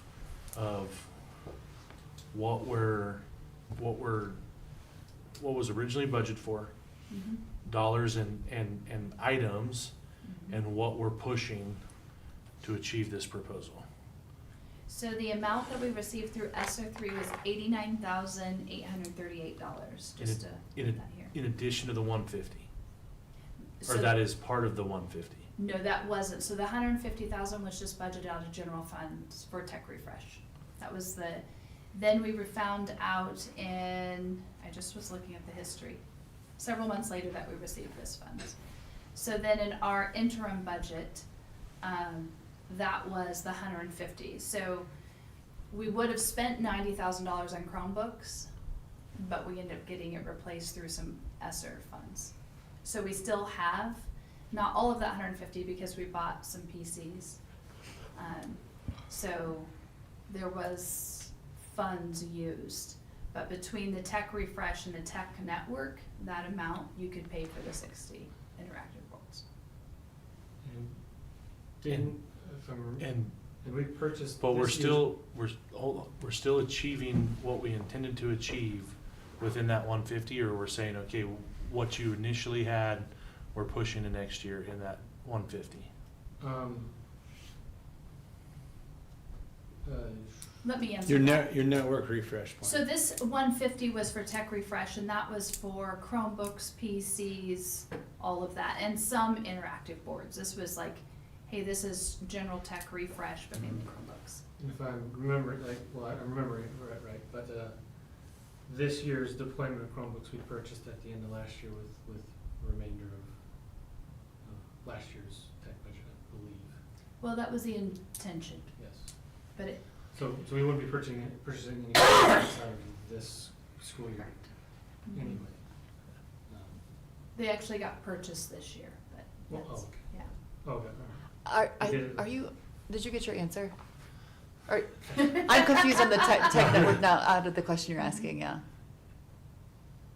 I just wanna know if there were, when this budget was discussed and this budget was looked at and approved and stuff, if we are pushing out of the 24-25 year to the 25-26 year, anything that was intended to be done, outside of what we've already identified, which is phase 2 of the network The answer is no. refresh. We're good, no. Okay, are golden. thank you. Thank you for bringing that forward. And I'd always offered the network refresh, the large amount was but I always presented it as top layer, physical layer. So that was always separated in my plan anyway, so it was always an option to. And I do hopefully I can push out the remainder of that project till when we get our hopefully $250,000 from category 2 funds to do that stuff, Mhm. so. He's learned, Mr. Murphy's done a lot of work on the E-rate piece too. I just want to remind all of us that he took on this position in just a year ago, less than a year ago. And so he stepped into this position in an interesting spot. So then in July when I came on, it was his first introduction, and he didn't have a mentor, and he didn't get, all of that. So he has stepped up to the plate and been trying to figure it out, got Chromebook carts figured out last summer and refresh, so we're getting there. We're getting there. And then that's why he spent his winter break doing, all right, I don't know about the interactive boards, but I'll figure it out, Ms. Marcha, so he did, got it done. Well, and I'll just add that I don't want to take away from our dialogue last month that there was a tremendous amount of value in that foresight to try to purchase in volume and things to save the district money. I'm in a lot better position now that I can see that we have a plan. We have a plan that's solidified years out and something that can be followed, knowing that it might need tweaked here or there, but at least there's a plan, whereas we went through so many years of spending in this district without a plan. We're just shooting from the hip essentially, and that's what I needed, so. It's Mr. Murphy's work. Good work, Mr. Murphy. Wow. Thank you. Hoping that slower Chromebook refresh gives us some room to do more elsewhere as well. So there's a lot of other projects I'm looking at too, but these are the big ones that affect our day-to-day. So. Thank you. Thank you. Any other questions on that? All right. I'm gonna go quick on this next pieces, so if you have questions, reach out. In structuring, we submitted our CEI Youth Connections grant, and we're gonna be applying a couple of other grants. Strategic plan, you heard a lot about that, so if you have questions about concurrent CTE and work-based learning meeting that we had last week. BSC would like to change the parent-teacher conference dates. They were currently January 30th and February 4th. This school leadership team met today. Would like to recommend February 20th and March 4th. So if you have any concerns with that. It is not an action item. You could amend your agenda or just give me a head nod that it's okay that they push it back. It just doesn't make sense. They're just starting back up this semester with kids. They would just like to push it back. They'll communicate that out to parents. Is that okay if they push it back with everybody? And then personnel report, you'll see that here, the recruitment and retention plan that we did take to DAC. I've linked it here. It's also in your packet. If you have any questions, let me know.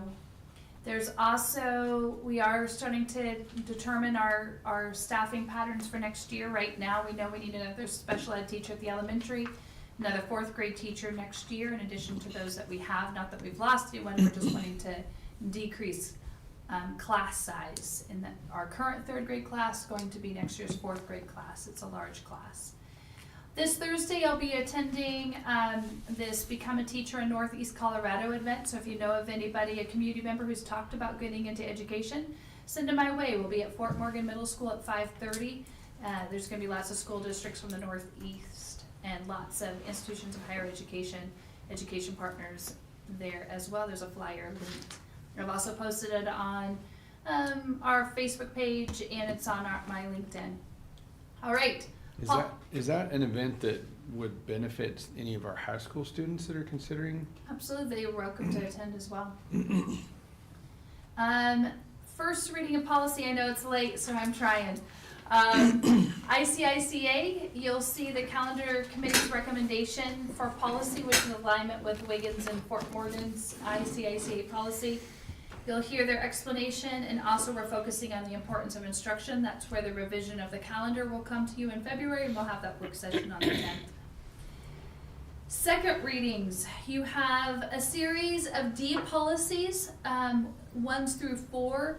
Do not have any recommended revisions. They are just so that we have DAB in alignment with the others. Thoughts on DAB or any of the D policies? GBGAB, and so the D policies, I'm recommending you move those to final reading. That's an action item. GBGAB, I'm asking you to hold that in second reading again until that plan is just clarified for that to be implemented. GBGG, that is one that has been in second reading for a while. I said it was going to meet and confer, then we changed how it looked. It's now in this format. And so I'm recommending that go into third reading. Comments, thoughts on GBGG? I mean, this one obviously changed significantly. Mm-hmm. So has legal reviewed this? I will be sending it to legal. That's one of my points with Ms. Ortiz tomorrow. So prior to that Prior next to board final meeting, approval, mm-hmm, we'll have that. I'll have confirmation. If there are recommended changes, I will let you know. Anything with GBGG? GDD has those vacation days that we talked about that have been in practice. And then the last one is IKR, which is a regulation, and that's just to go with that parent policy, IKA. IKA is not up for any type of review, it's just the regulation, and that is how a parent opts their child out of CMAS PSAT. Any questions on those policies? I tried to be quick. I know I wasn't, but I tried. Thank you for your time.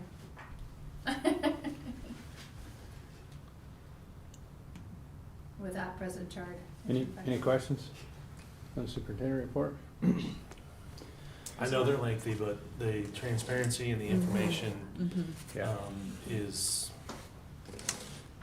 much appreciated and desired, and it feels much better. Thank you. Next item of business, 10.1, water stakeholder meetings board rep. I nominate Mr. Mortensen to serve that role with both meetings on behalf of the board. I'll second. It's been moved and seconded to nominate Mr. Mortensen to fill the water stakeholder meetings board representative role. Is there any debate? There is no debate. Roll call, please. Mrs. Garrett, Mrs. Hanson, Aye. Mr. Miller, Aye. Mr. Mortensen, Mr. Totolini, Aye. Mr. Winchhammer. Aye. Mr. Chard. Aye, motion passes. Next item of business, 10.2, best grant contract. Is there a motion for item 10.2? Move to approve the best grant contract, assuming that Ms. Cody can acquire appropriate timelines within it. I'll second. It's been moved and seconded to approve the best grant contract, given that Mrs. Cody can negotiate proper timelines. Is there any debate? There is no debate. Roll call, please. Mrs. Garrett, Mrs. Hanson, Aye. Mr. Miller, Aye. Mr. Mortensen, Mr. Totolini, Aye. Mr. Winchhammer. Aye. Mr. Chard. Aye, motion passes. Next item of business, 10.3, BBD quote for HVAC estimate. Is there a motion for 10.3? Mr. President, Mr. Miller? I move to approve the total pre-construction cost summary for Buildings by Design for insurance mechanical analysis engineering and authorize Ms. Cody to finalize a contract with Buildings by Design which includes a reasonable completion date. I'll second it.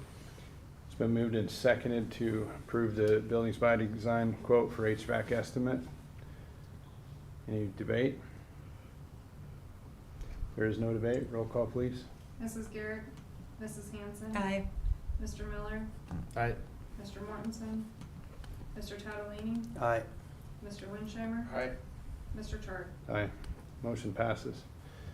Next item of business, 10.4, ADA compliant doors at Brush Secondary Campus. Is there a motion for 10.4? I'll move to approve the quote to install the ADA compliant doors at Brush Secondary Campus for, looks like $26,755. Second. It's been moved and seconded to approve the quote to install ADA compliant doors at Brush Secondary Campus. Is there any debate? Quick clarification, funds for this are coming out of what?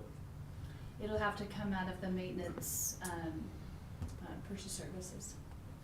We don't have a, do we have like a capital improvement that's outside of that department? It is outside of the capital, so I just had our budget pulled up. This feels almost like more like capital improvement than Yeah, I maintenance would to me, agree. That's why. So you have, this is the maintenance purchase services line. It would come out of that. But if that's okay, then, I don't know. We don't actually have a capital reserves account, so that's where it's Okay. all general Okay. fund. Someday I would highly encourage us To to do put that. money into capital reserves. Yeah. Like all of the insurance storm damage fund, Mhm. that should really be in its own account. Mm-hmm.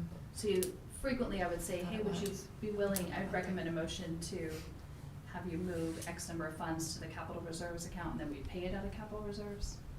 And then we could line item the things like, right, okay. This is we've- just which we've line talked item it's about that. coming out of, Yeah. but there's not All a right. line item for capital Yeah. reserves for maintenance. Well, that makes sense, and thanks for the clarification, because Yeah. Yep. So it that would makes be more out of sense to this. operate that way.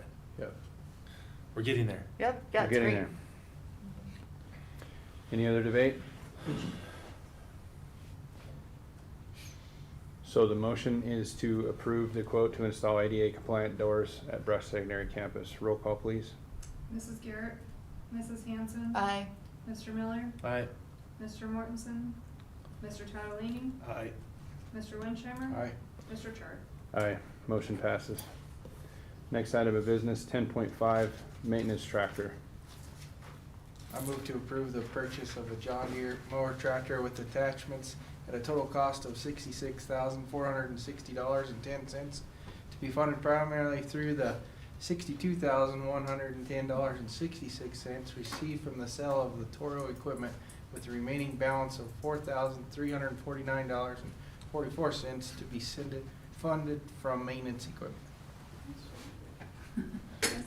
I'll second that. Because that was a mouthful. You picked the longest motion. You could say I did something out. Is there any debate? There is no debate.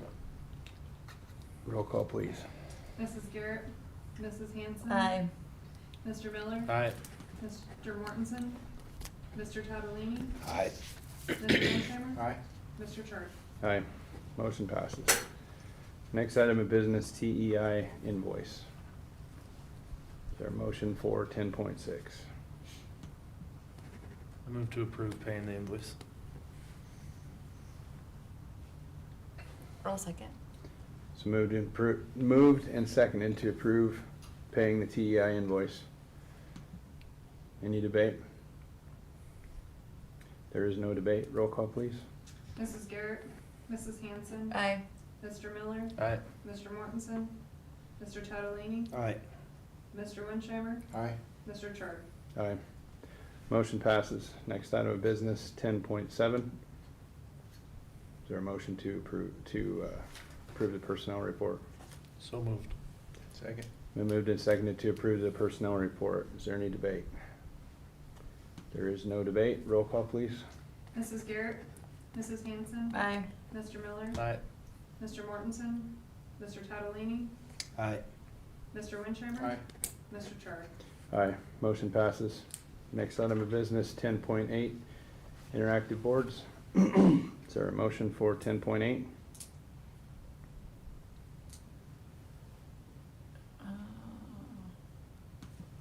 Okay, I think we were going for the higher. So I move to approve the purchase of 50 interactive boards in addition to the 10 units approved for purchase on December 16th for a total quantity up to 60 interactive boards purchased for the remainder of this fiscal year. Yeah, we give those options. Yeah. I'll second it. Been moved and seconded to approve the purchase of 50 interactive boards in addition to the 10 units approved for purchase on December 16th for a total quantity up to 60 interactive boards purchased for the remainder of this fiscal year. Any debate?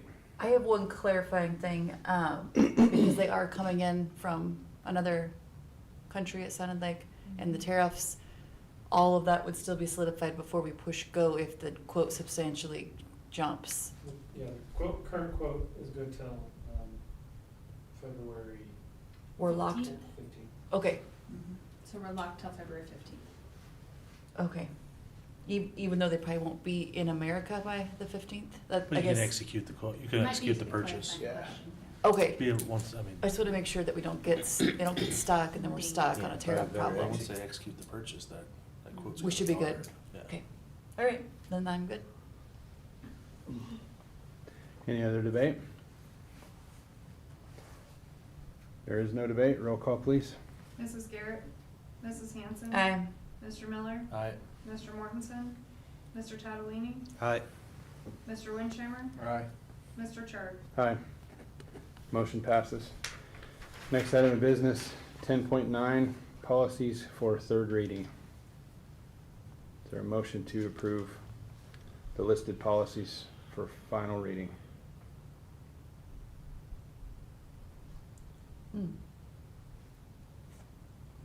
I move to approve policies as listed to final reading. Second. I was trying to do, I had to read that out loud. Should I read them out loud, or are you okay with this not? You can read them out loud if you wish.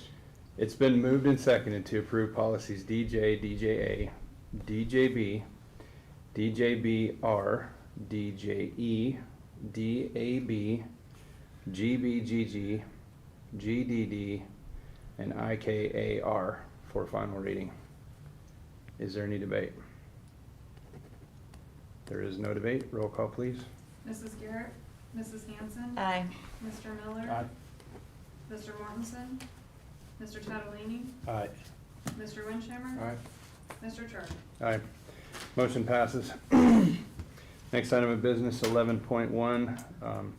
Next regular board meeting will be February 17th at 6 PM here.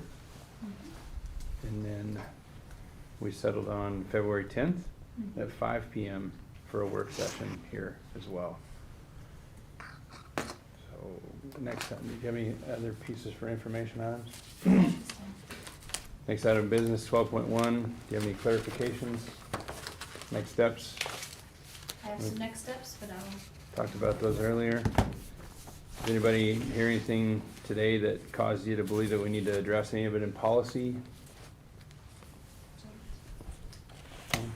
Very good. There's no further business. Meeting is adjourned. Thank you for the cake, Yeah. Lacey, thank you. Oh. Carvel's and Mrs. Woodgate. All right, thank you all. I know it was late, you did it though. You are troopers. You definitely are like board members of the year. Not a warning, catch him before he walks out the door. Did Sandy say that? That's She did. hilarious. She did, she's like, make sure you What? catch.